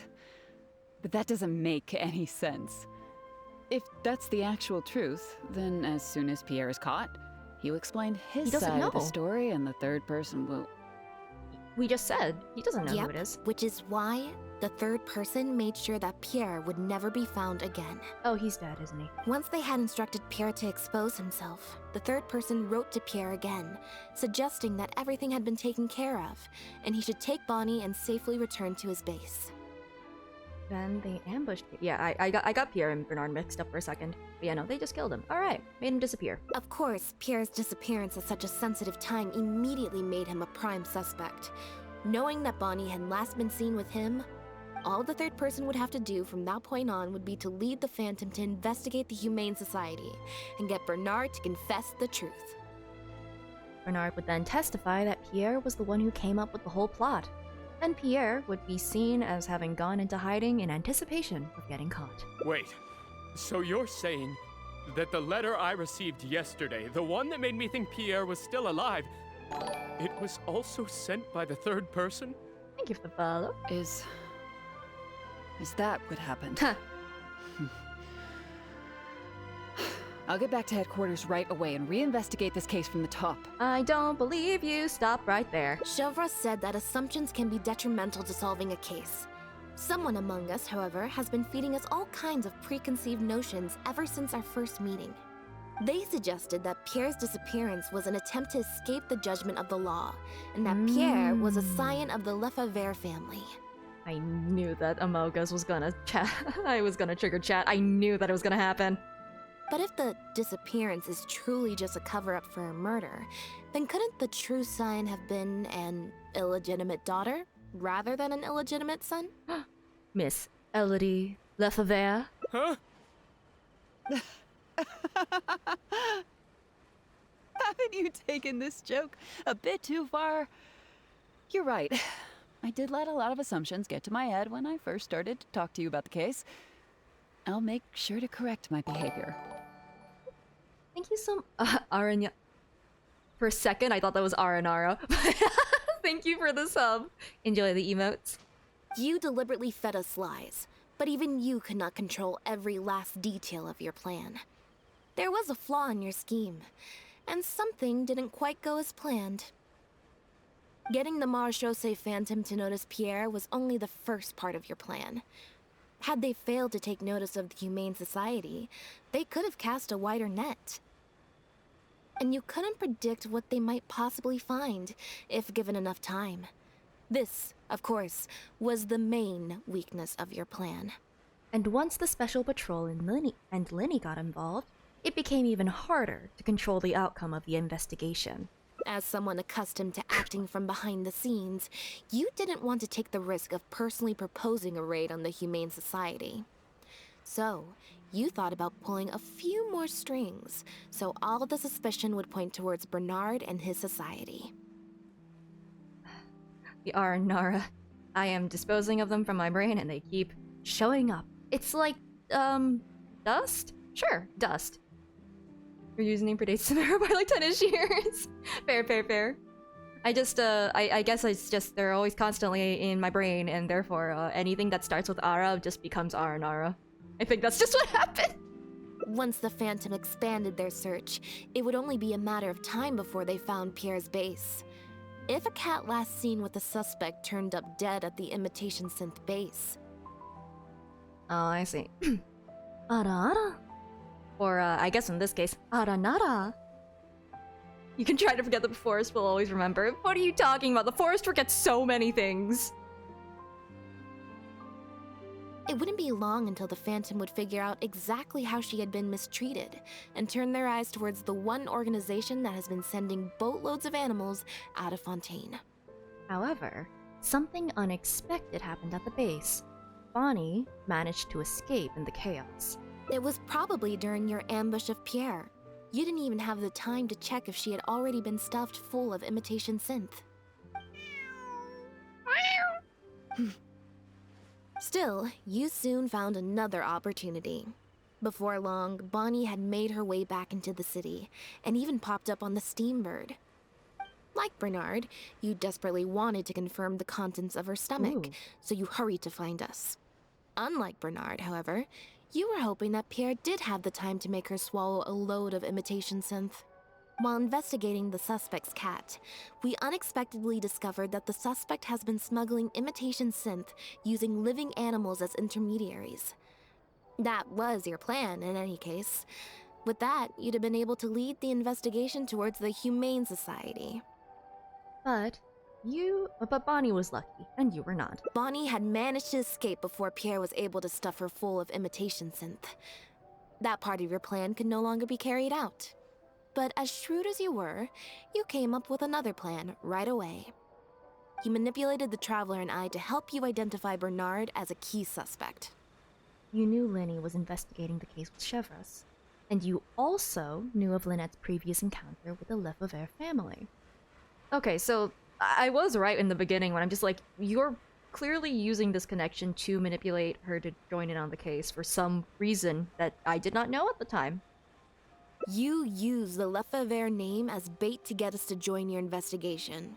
With 2 extra bodies around, the Special Patrol is sure to soon take note of the strange event of Bernard somehow having a reason to look for Pierre's cat. So, what you're saying is, I went to all that trouble just for the chance that you might put forth the suggestion that would lead you down the wrong path. Of course, you did far more than that. Just now at Lumiduce Harbor, were you not the person who highlighted the suspicious activities of the Society? By showing us the port's travel logs. Ugh.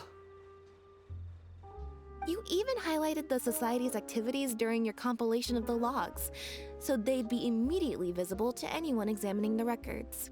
Just circled, underlined, highlighted with like bright pink highlighter. Moreover, the logs contained no records of the Port Authority's activities. In other words, your activities. And what are you trying to suggest with that? I am insinuating that you had plenty of opportunities to transfer the raw materials for imitation synth from the harbor to a That's boat, true. and then sail over to the meeting place full of floating barrels. Yeah, that makes sense because other people wouldn't be able to get those raw materials across through the port. At least according to, I forgot her name, but the other guard there. The YouTube thumbnail red circle with an arrow. No.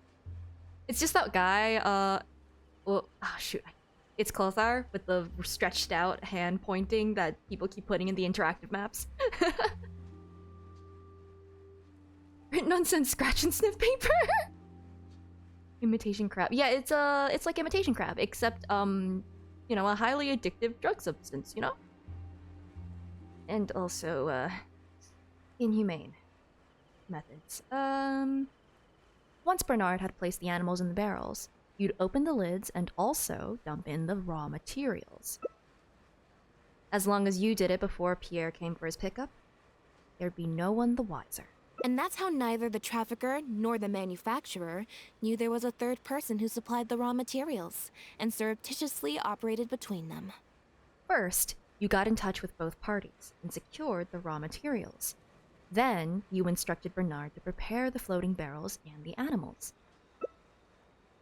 After that, you slipped the raw materials into the barrels next to the animals, and requested that Pierre pick up the barrels and bring them back to his base. Pierre manufactured imitation synth using the raw materials you provided, stuffed the animals, and placed the animals back into the barrels. Wait, there's an emote for that? Oh my god. Having received the green light from you as Pierre, Bernard then retrieved his animals and shipped them out of Fontaine once he had received enough for a full batch. This is the truth behind your smuggling ring. I can't believe it. I never put 2 and 2 together. To be fair, there was a lot of information that you were missing, but also I don't like you. You've sure got an extremely lively imagination. Miss Via's chant. That's even better. That's awesome. So what do you think she's going to say next? Let's see. Ever thought about a career in writing crime novels? Ever thought about a career in writing crime novels, huh? Does she say whichever one you click on? I do think that's funny. It appears that it's quite easy to predict what you'll think or say. Then if we apply that to this case, we can also think of a few places to look for incriminating evidence. That you thought would never get found, so you wouldn't have hit them. Let's You go. know very well that this case will not end until Pierre is found. So you will have him commit suicide out of fear and shame to end the investigation for good. That way, you can also pin the blame for the overseas smuggling activities, the theft of the harbor's confiscated raw materials, and even the Le Favre name on him. After all, dead men tell no tales. But you still want it to appear as if he had sent that last letter to Bernard, so you have to make sure he cannot be found until after Bernard has confessed to the authorities. To do that, you either will hide his body until you've found an appropriate time to set up a fake suicide scene, or you'll dump it someplace where it'll be hard to determine the exact time of death. Submerged in water, for instance. The location would ideally allow you to keep the body hidden for some time while also letting you keep an eye on it. Oh, let's see. You could also keep him in a very cool environment to be handled later. Set a fire to make it look like he'd been burned himself to a crisp. An example of such a place might be somewhere in your own boat, or underneath the waters near Lumadu's harbor. There are only so many options to hide a person's time of death, after all. As long as the Phantom investigates each of the possibilities in turn, they'll surely find Pierre's remains. Especially since, as the prime suspect who will now be taken into custody, you will no longer have the time to move him, or set up a fake suicide scene to cover up the murder. How absurd. And on what grounds will you order my arrest? Don't think for a second that your spouts of nonsense will amount to any kind of real argument. After all, I'm... So, is Chevros listening? Elodie Yeah! Let's go! As the captain of the Special Security and Surveillance Patrol, I hereby declare you as a suspect in the case. If you have any objections, you may raise them later during interrogation. I knew it. That's right. We received a message from Lumidu's harbor that you were going to investigate the Humane Society. We didn't expect to run into you at such a critical moment. While at the harbor, we noticed something else extremely interesting. Apparently, you often used all kinds of excuses to swap your shifts. And if one were to match the times of your shifts to the activities of the Humane Society and those of certain foreign ships, they'd find them to be an exact match. That's just a coincidence. But it's enough to declare you a suspect and restrict your activities. Yes, I'm sure you have already thought of a dozen different ways to explain away the suspicious activities. Oh, yeah, exactly. But as far as evidence goes, that should be enough to warrant taking you into custody. Don't worry. If it turns out that the guards are still unable to find any evidence after all this, Lynette and I will do everything in our power to clear your name. Although judging by her reaction, I assume no follow-up from us will be needed. The Le Favres were infamous for using disguise and infiltration to achieve their goals. Who would have thought that they would have planted someone within the guards?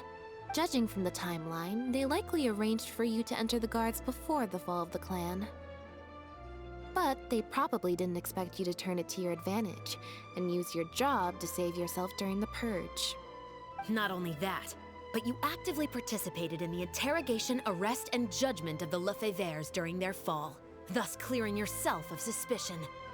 You brutally and cruelly abandoned your allies as soon as they outlived their usefulness, just like a lizard cutting off its own tail in order to live.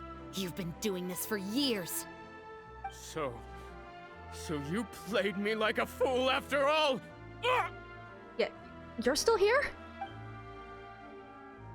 I don't know who knocked him out, but he did deserve it. What was that word you used? Ally? You think that someone as foolish as him is worthy to call himself my ally? Oh, did Elodie kill him? They were worthless scum. All of them. Not just Bernard and Pierre, but those Le Favres too.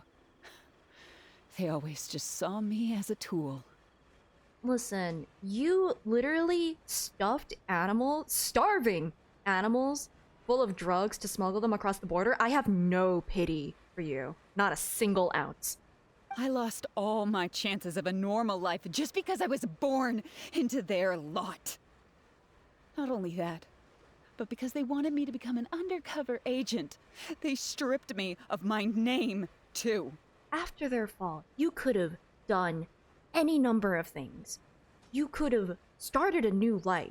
You had a new identity. You didn't have to keep doing this. You've made your decisions. You've made your choices. I had to live in constant fear of them while they were alive. They're gone! And even once they were gone, I had to continue to bury my heritage and my name. Always worrying that their enemies would come knocking at the door. Do you know anything about what I've been through over all these years? My life as the last Lefebvre? Okay, insight check. A hint of drama in the voice of the suddenly agitated Elodie. Feels like her anger might be a part of some kind of bluff. I don't, and neither do I care. No one asked! Are you for real? Aren't you a Lefebvre victim too? Yeah, but she didn't make the decision to go and do this! I don't know. Like, hiding that, like, here's the thing. I can understand the fear of being hunted by enemies that you never wanted to make. At that point, you come clean, tell the rest of the guards, like, I'm gonna turn myself in, I want to redeem myself, I want to, you know, become, you know, my own person. And like, here's information on them, as much as I can help. I'm probably going to be targeted. Like, there are any number of ways to, like, you know, redeem yourself and live past that. Because, yeah, no, being born into that life is a mitigating factor, but she still chose to continue to do horrible things. You know? Elodie, you're the only one still living under the shadow of a name. That's enough. Keep your hands where I can see them and do not resist arrest. If you have more to say, save it for the interrogation room. What a joke. What a joke! Hey! Did the dial... Don't come any closer! Is that the sparkle button? Is that the everyone explodes button? What's that? Device is a bit odd. Perception check. A small device that Elodie took out appears very crude, as if it's made from paper mache. Oh, it's fake. I hated my family, so I made cats into drug pinatas. Yeah, no, literally, right? Know what this is? I don't believe you. I've secretly planted loads of explosives in the There's Humane literally Society. tape on it! Just one step closer and... whether they're cats, dogs, or just unlucky human employees, they'll all be blown up into smithereens. Surely, you bunch of goody two-shoes won't let that happen, right? She presses the button, it crumples because it's paper mache and not, like, an actual thing. Ooh! Assist? Oh, I can assist Linny. Launch a sneak attack. Persuade, intimidation. Oh! I wish I knew what my modifiers were so this decision would be easier. Okay. When did Lenny was here. He was here. You know what? I'll help Lenny be more involved in the plot because he really didn't get a lot of stuff to do, so I'll help him. I'll help him. Wow! +8! Okay. Let's see, I rolled a 6. 1, 2, 3, 4, 5, 6. Nice!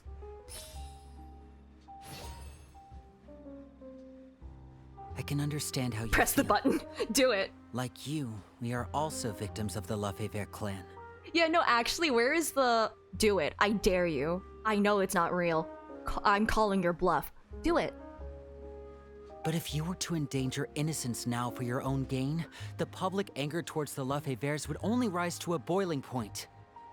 Lenny has his own quest. This isn't about him. But he's just here. And the families of the new victims would be dead set on exacting revenge on you. And what of it? Low-key, I might actually come back to this decision just so that I could see what the other things do. Or, you know, fail it, because eventually I'll fail a roll. I'll be your hostage, Elodie. Hmm? What? Yeah, what? No, Lenny, don't do it. Thanks for your concern, Traveler. But we need to end all of the hate and violence arising from this clan once and for all. The option to take the switch and just hit it ourselves. Tape the cardboard to an actual detonator. Oh no, they played me. But yeah, also, right, this is a deception roll, so... I'll raise my hands and come over slowly. I promise that I'm completely unarmed. No, he's not. I'm watching you. Don't think for a second you can pull fast one on me. He's a magician, you can't see shit. That's right. Just keep your eyes on me. Oh! Don't look away. Lynette's doing something in the background. Ah! Yeah!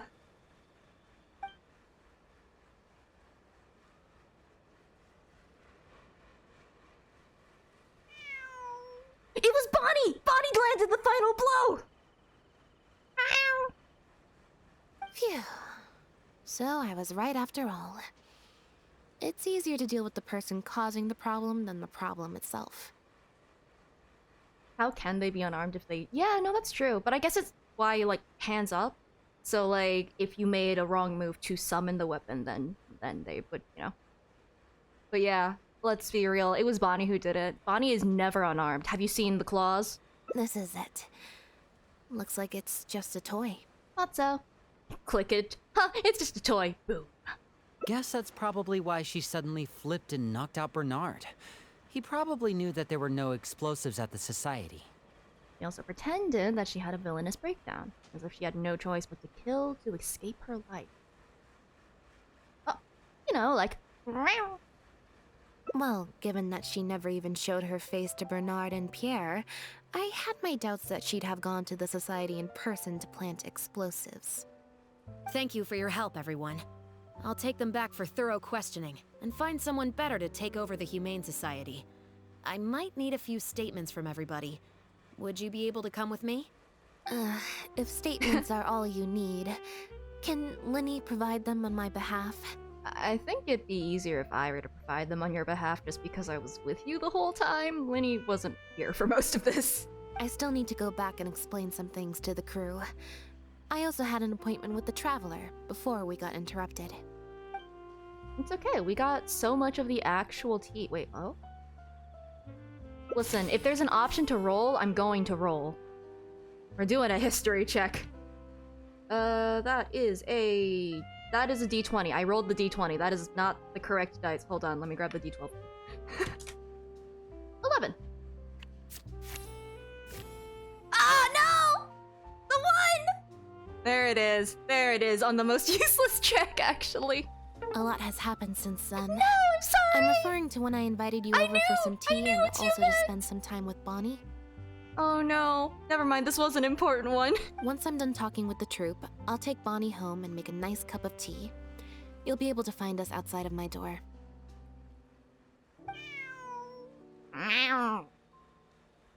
Angie cat.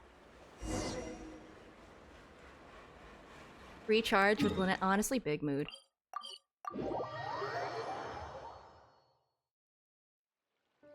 Also, to be fair though, me failing that kind of tracks for me. Imagine having a memory. I forgot. Hello. Black tea and a cute kitty. Truly the best combo for standby mode. I'm gonna assume it's Earl Grey. Earl Grey was one of my favorite things to make is Earl Grey tea pound cake. It's so good. Made it the other day. It was really good. Want some? I almost thought that said a cup of kitty, please. I'll take a cup of tea. I hope you'll like it. About Elodie's case. You're not interested in any follow-up developments from it? Not at all. Information is indeed very important, but if you were to try to collect every piece of information you come across, your efficiency would actually decrease. A cup of kitty cats are fluids. I mean, also, there's that one minigame in Love and Deep Space. Yeah, cups and cats, they just go together, I think. Question mark?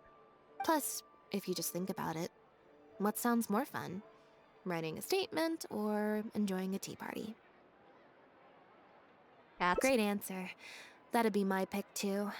Had we not run into that case, we could have spent the entire day like this. But now, I'm running low on both time and energy. That's honestly fair. Based on how long you spend in standby mode, with quality time, you should be able to recharge more quickly. Well, or by, you know, not spending time with people. introversion. You're right. I can sense it. I'm recharging very quickly at the moment. Well, I will say, recharging with certain people in your life is different from, like, I don't know, socializing to it's a weird thing. It's a weird bubble, and people are weird and different. If it's they said, honestly, considering the size of the Genshin teacups, I could fit in it with effort. People. Let's see. When did you start to suspect Elodie? Probably from the beginning. Something about her rubbed me the wrong way Yeah, no, since same. the very beginning. But to be more precise, it was probably around the time when I saw Bonnie try to get away from her. Back then, Elodie tried to get close to Bonnie. Listen, cats are a good judge of character. Elodie tried to get close, but Bonnie deliberately dodged her. Maybe Bonnie had tried to evade her before at Pierre's base. Or perhaps Bonnie just instinctively knew that she wasn't a good person. Not everyone who likes cats is a good person. But if cats like you, you're probably alright. Yeah, like, cats like you if you give them respect. You have to be conscious of that in order to befriend a cat, and yeah. Humans tend to overthink things, but cats rely on their instincts, and they're pretty sharp. I mean, just look at Bonnie. Listen, according to the Ortus Mécanique d'Analyse Cardinale, I have finished the Arnara quest. Just saying. I have totally finished it. The main part of it. Everything else is unnecessary. Nothing else matters in it. 2 months There Sisu it is. Carrara intense derp Sisu Carrara intense derp Sisu Carrara intense derp Sisu cat go per rrrr Sisu cat go per rrrr Sisu cat go per rrrr. One day, I'll probably find a way to get that to not read out the emotes. I have not figured that out. I'll figure it out one day, though.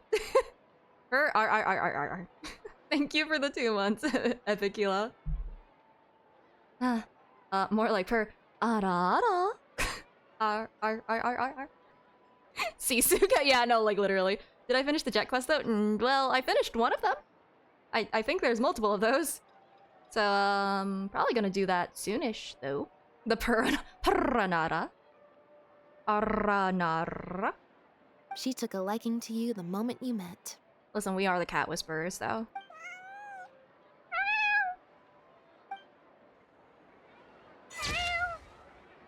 Aww. I feel like Bonnie shrank. Your story has come to an end for Meow. That was pretty long, but also really good. Oh wait, it can just... This can just end right here? Oh, because this is literally just screw the K's in the mystery. We're gonna go to... Oh wait, no, there's 2 branches actually. One of these has to be the... going to the, play. But the other one... Okay, yeah, this is to the play. I don't know what this one is though. Interesting. And this just continues on. Yeah, this is if we don't figure out the okay. This is if we just go in without actually succeeding the check. I probably should have done the truth one last, to be perfectly honest. It feels better as an ending one, but shoot, I guess I'll go backwards. Time to be ignorant. We just grew. It's just Alice in Wonderland. You drink the tea and you grow like a couple inches. Interrogate. This is down here, right? Yeah. It's like down. I'm willing to go a bit over just to. I don't think I'm gonna be able to finish it, but I'm willing to go a bit over. Okay, time to fail the check or not do the check. Now behave and follow me to the interrogation room. Ow! That hurt. Ow! So, can I intentionally fail this?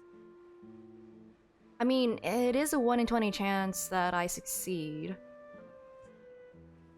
That is the d20 again. Why do I keep rolling this one instead? I'm being silly. Okay. Hold on. 5.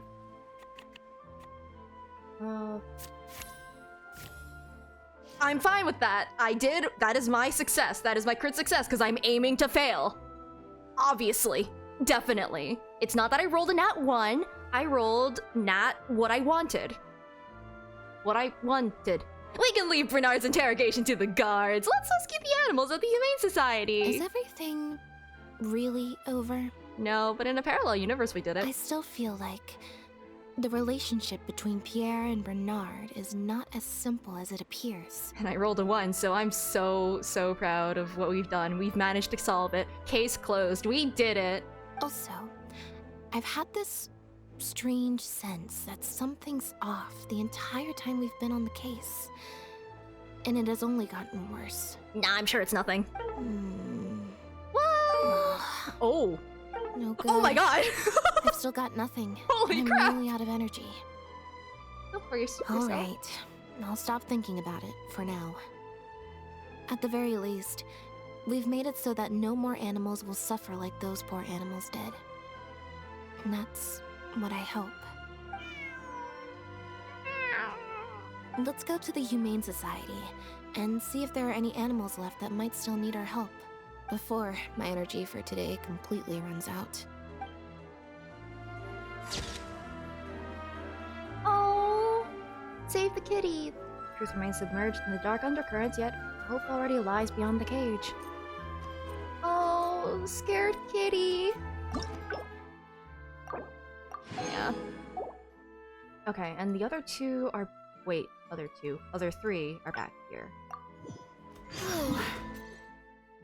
It's the orange cat. It's just orange cat energy. Okay. So one of them, I don't know what one of the options is. The other one is to make the choice to go to the play or the theater. Huh. I didn't like that. Let's see. Oh, here's do neither. Let's see what this let's see what this does. Huh? If it was not urgent, someone would come looking for now. That applies both to your troop and to Bonnie's owner. What you're saying is, since nobody's come looking, I can just keep hanging out with Bonnie for a bit longer?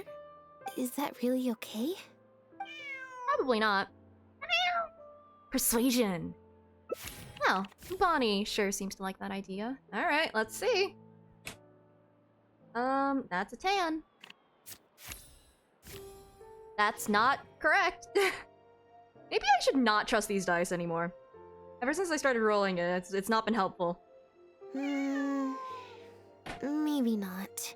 It goes into dice As jail much now. as I don't want to, I really should be getting back. Besides, if someone does come looking for me or Bonnie and finds me just chilling out with a cat, well, I feel like I'd have a lot of explaining to do. The last one, corrected. It's, task successfully failed? Failed successfully? One of those two.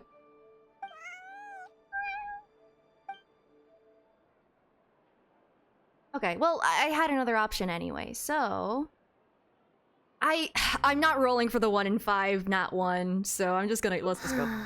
Back to the drinks reception. You don't want to go. You could just... Nope, I said it was your decision. I'm not gonna waste any more energy dragging my feet. Besides, the drinks reception is technically part of the job as an official publicity event. So, if I bail on it... You'll feel guilty inside, you won't get paid? I might get sued for breach of contract. And that would be a huge pain in the butt. So much paperwork. One other thing. Do you want to come with me? If you're free, I mean. Yeah, hopefully that'll make it more bearable. Mm-hmm. Yay! Thanks.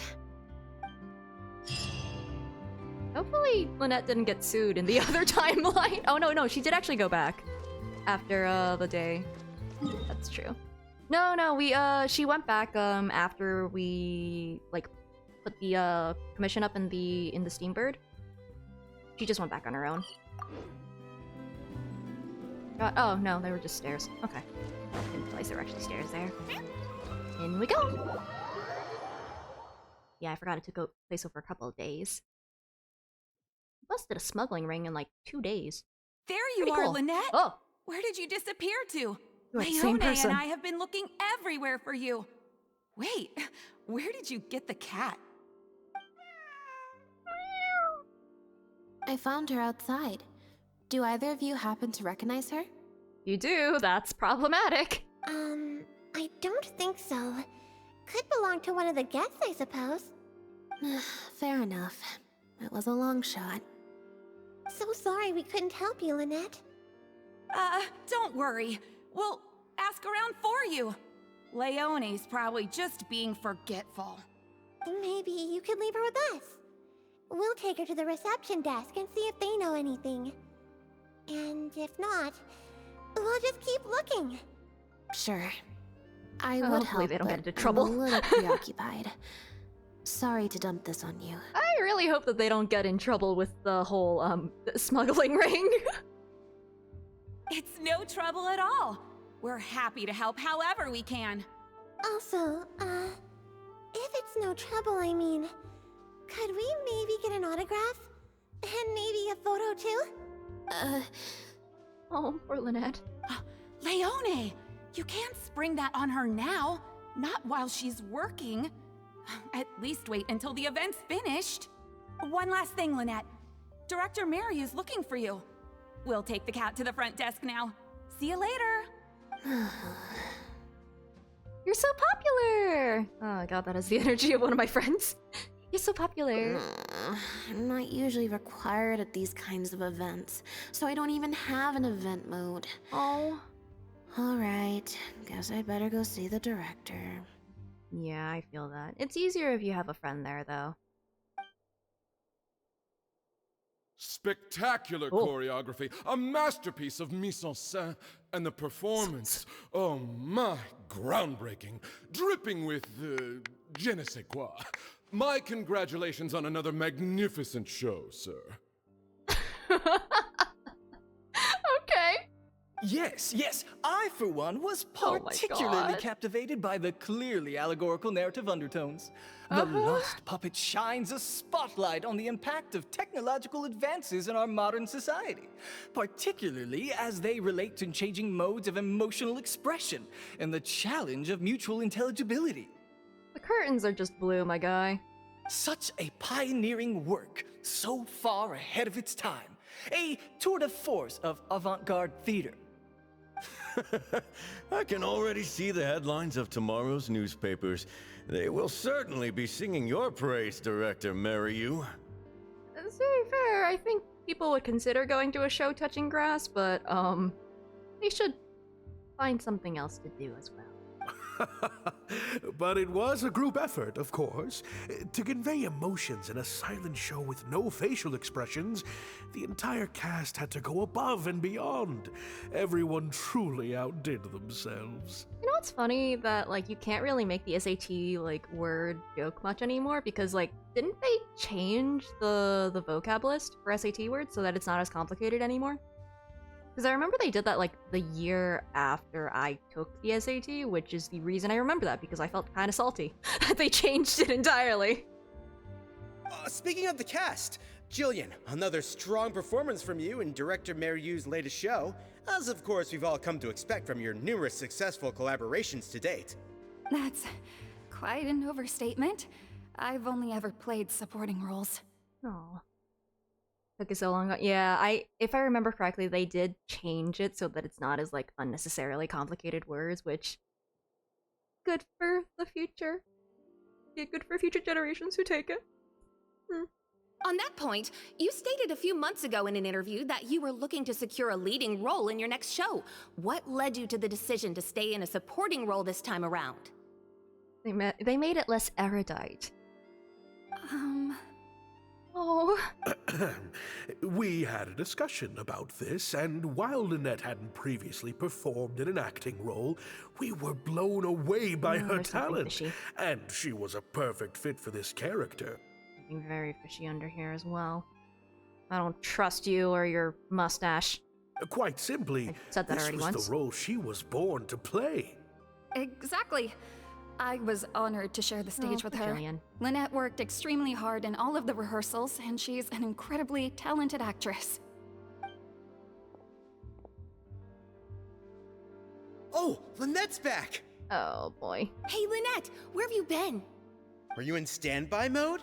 Some reports say you switched that state to recharge after a show. Ah, method acting, of course. Oh my Such god, a this guy. compelling portrayal of a mechanical puppet could only be achieved by an actor who lives and breathes their role even while offstage. Those seemingly stilted movements were in fact an inspired portrayal of the character. The ostensibly bad acting, in reality, was the product of supreme acting skill. Uh-huh. Oh, I went outside and there was this cat there, so I played with the cat for a bit. I feel like Jillian's gonna feel a little bitter and yeah, there's something fishy going on around here, but I'm not entirely sure what. A cat? We've long heard that you are a kind soul, as well as an incredible actress. No wonder your debut performance has garnered such popularity. This show looks on track to break box office records for avant-garde theater. Lynette, any words for the fans? Stop bothering me. Not really, no. I believe Lynette is trying to say that the act of performance itself is the actor's true means of connecting with their fans. Sure, whatever you want to believe, man. Oh, I see. Lynette, any comments? Curtain's just blue, man. Right, exactly. But don't you want the fans to know how you're feeling right now after the hugely successful opening of your first ever show? I want to go sleep. That's true. I'm sure the fans would love to learn a bit more about you too. How interesting. I don't even think we need to succeed this. I'm pretty sure it's just she's not doing so hot. I'm just gonna choose randomly. Believe in the heart of the cards. Lynette's voice was so deadpan during the interview. She sounded like an auto-reply bot. Hold on, Lynette has only just finished performing. She needs to recharge. Oh, really? I'm so sorry. How rude of me. Oh, okay, we're good. Huh? Wait, you're the traveler who's been in the news! Did you come to see the show? I should have the mustache and glasses that Paimon had. Wow! Are you a fan of Lynette too? Do you have any comments on her first performance? Oh my god. Cat talk. You and Lynette struggle to keep up as you're both inundated with questions, unless the crowd disperses. I'm so sorry. Yeah, it's just... Turns out, even with you here to share the load, I can't cope with this stuff, even in tea party mode. It's a power-saving mode for participating in conversation at tea parties.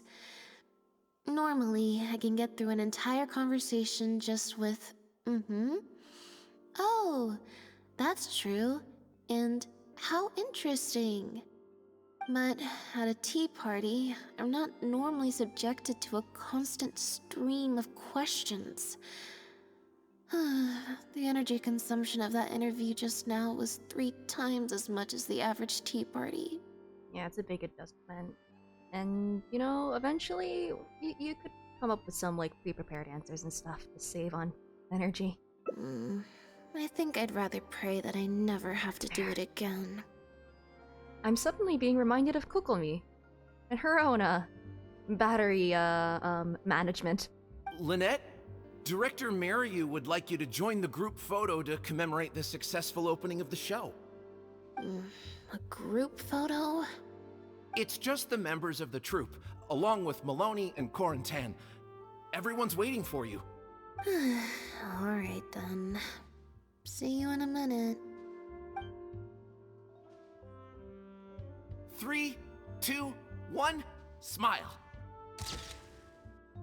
My thanks to each and every one of you here for your help in making The Lost Puppet a success. The group photo is already being printed as I speak. You can collect your copy from the first floor after the drinks reception concludes. May it serve as a reminder of this fabulous performance every time you see it. Mariu! Get over here. Let's have another drink. There's a few things I need you to glance over for me. Oh no, parties. I thought the group photo was the final hurdle.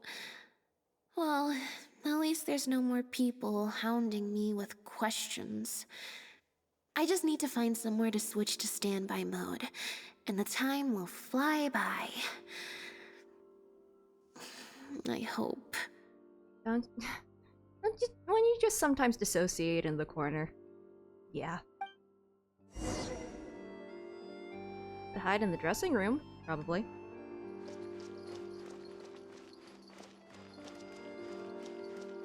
I don't think I can talk to anyone. Okay. Up we go.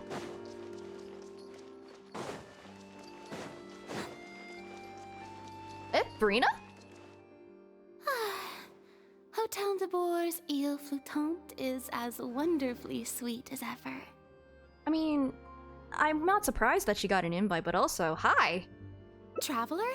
Lynette? Oh, wait, hold on.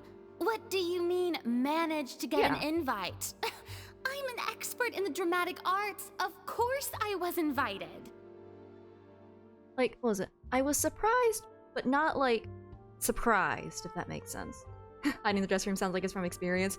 I'm trying to think, because I mostly did, like, theater in, like, school. So it's not like there were any, like, crazy, like, receptions or anything. But I think I have hid in areas without people. And I definitely didn't go to, like, after parties or anything. If I did, I probably just dissociate in the corner. I just remember one time I went to, like, one of those college, like, parties with my, with one of my clubs or something. So not to a club, but, like, a club was having a party. And I just kind of sat on the couch and read Princess Bride. And people were like, are you okay? Are you having fun? I'm like, yeah, no, I'm having a great time. Just in the corner reading. Anyway. Naturally, people wanted to hear my comments on the emerging art form that is the masked mime show. What did you think? Remarkable, and a very worthwhile artistic endeavor, exploring a character with no lines or facial expressions who can only communicate how they feel through their movement. Your performance was beyond anything I could have imagined, Lynette. Clearly, this was a very suitable role for you indeed. Perception? If you listen closely, you can hear some small noise coming from the back corner. I think that Farina's being honest. I feel like if it were any other type of role, Lynette wouldn't have been able to do as well. It's just, it really just fits how Lynette is naturally. So. Is something wrong? No, it's nothing. Please go on. I haven't met a lot of voice actors IRL, just because, like, a lot of them are on a different coast from me. So, no, I have not. Oh, basically, I think I'd give it a positive review overall. Just not as gushing as the crowd downstairs. So, you thought they were pretty over the top too? Oh, freaking mood. In fairness, it's normal to bring along some vocal supporters for publicity when a new show opens, but still, this was something else. Then again, I'm no specialist in avant-garde theater. Maybe I'm just not well acquainted with their review criteria. Or maybe it's because I came to the show with some preconceived expectations. I did happen to see the original draft of Mariu's script a while back. What original draft? Oh? He didn't show it to you? It must have been a few months ago. He came to me to get some advice from an experienced performer's perspective, and then asked if I could write a few reviews of his new play. Yeah, because rewrites happen, they definitely can, but there is something a little funky. I had a lot on my plate at the time, so I had to turn him down. I only skimmed a few sections, but they seemed quite different from the final version. I can't say I remember the plot, but... Also, I love that Farina's become a theater, like, consultant. Like, she's really enjoying her job, and, like, honestly, more power to her. Yeah, months have canonically passed. That makes a lot of sense. Oh, Genshin doesn't know... Yo, Gongcha is so good, though. I don't know. The protagonist just seemed more complex, I guess. Especially in the last two scenes. Still a mechanical puppet on the outside, of course, but she seemed to have more emotional depth on the inside. I'm pretty sure that Jillian was supposed to be the main role. I'm like really certain. Emotional depth? Oh, I'm just thinking aloud here. Don't take it to heart. Besides, a script and a play are two very different beasts. There are so many fine details to consider when turning a story into a stage production. More than most people could imagine. Especially with a novel art form like a masked mime show. I'm sure Mary had his reasons for the changes he made. Change of topic. I see you've escaped the crowds to seek refuge on the second floor. Fame can be overwhelming at first, can't it? Perhaps you'd benefit from hearing about the experiences of a veteran celebrity such as myself. I love Farina. No thanks, I'm good. Pretty sure this will be my first and last time in this situation. Oh, she's hoping anyway. Hey, at least let me finish. Oh, I have top tips on dealing with belligerent reporters. Slipping away to hunt down snacks during the intermission. Tell me everything. It was snacks. Probably will do wonders. First, take a seat, mon ami. We must partake of Hotel de Boer's fine desserts as we talk, lest they go to waste. The three of you enjoy some delectable treats. That was very educational. Educational isn't the word I'd use. They didn't mention acting once in the whole conversation. Well, it's not about acting, it's about the other stuff. You know, like slipping away to eat snacks. I expect most of the people downstairs have left by now. Time to grab my copy of the group photo and get home. Well, I guess Farina left. Alright, wait, I can just jump down here. If you want tea or water, just let me wait, where is it? Oh, here it is. The photo must be in this envelope right here. It's finally over. Thank you for sticking around for so long. I think there's gonna be a little bit more. That perception check happened for a reason. If it wasn't for you, I don't know how I would have standby moded my way through the last few hours. Any normal person would find an event like this stressful. But enough to warrant Lynette leaving halfway through? I mean, if you really don't want to talk about it. It's fine. It's just... Jillian? It was such a minor thing. While I was on stage, there was a moment when I felt like someone was looking at me. Jillian. It was only for an instant, and I didn't even see who it was. But somehow, I knew it was a look of contempt. Also, I will be right back. I drank too much tea.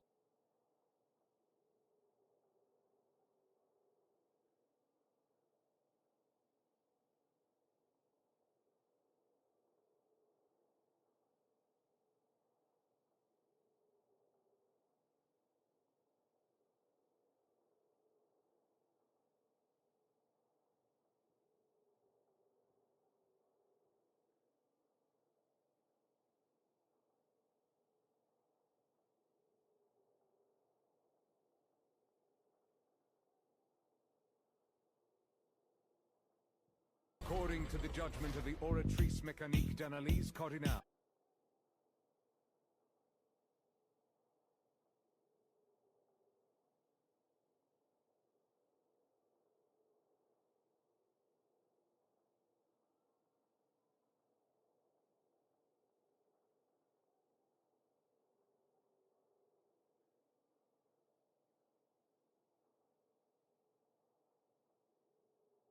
Hello, I return.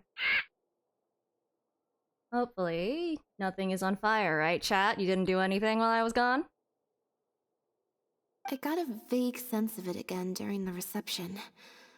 Like someone was giving me an evil stare. But I couldn't figure out who it was. Oh yeah, I just simply, just whoosh, my soul left my body. Ooh, few people would manage to hide their feelings from Lynette at close range. Whoever it was, he must be a good actor. Not the raccoons. Listen, I don't think they're here anymore. I think. Unless they're plotting. Normally, I'm used to lurking in the shadows on the stage and spying on other people. So, it was strange. Feeling like I was the one being spied on this time. Hopefully it wasn't the raccoons. Ignore the salted and pickled nose in the corner. Listen, that's a crime. That's a crime. There are laws against that. Neverlet has mentioned that. Maybe someone's jealous? Could it have something to do with the original script? Both of those, maybe? Or someone just took a disliking to me for no real reason. Sometimes you can like one person and dislike another for equally pointless reasons. Anyway, it was just a momentary stink eye, that's all. Nothing for you to worry about. I'm sure this won't come up later as something to worry about. Oh man, hopefully she doesn't do anything. Jillian, that is. Okay, problem solved. I'm gonna take this envelope and go home now. Maybe something else will happen. Oh! Well...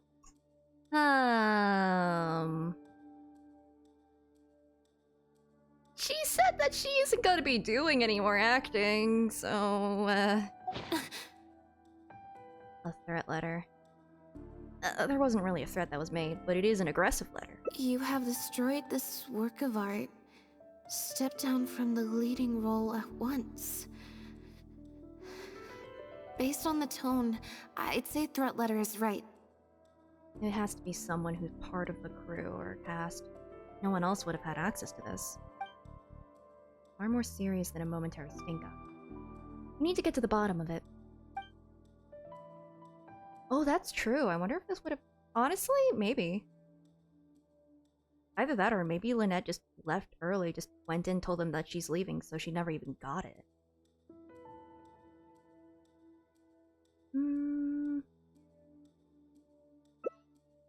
There's a lot of people downstairs at the time.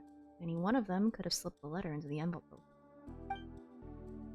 All the envelopes were left on a table on the first floor, but nobody was tasked with watching them. I could ask reception, but it's unlikely they saw anything.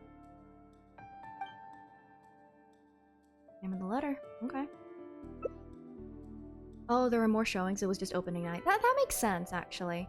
Although Lynette said that kind of hinted that she wouldn't be doing this anymore. Oh, maybe the reception party's only on the first night. I see, I see.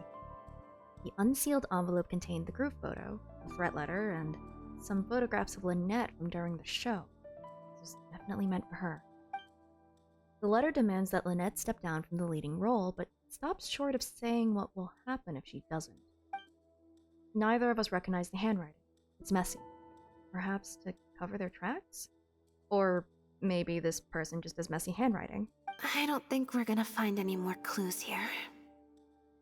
Shall we ask Mario what he makes of "You have destroyed this work of art"? Yes, let's. Whatever destroyed means, it could have something to do with the original script that Farina mentioned. Also, I'm gonna have to ask you to stick around a while longer. That's also true, because when Lynette realizes what the purpose of her doing this in the first place was, she probably just quit, yeah? She probably has an understudy. They have to have this, right? I can't believe how well the whole Lynette's debut acting role thing worked out. What's up Even with the the audio? avant-garde box office is lapping it up.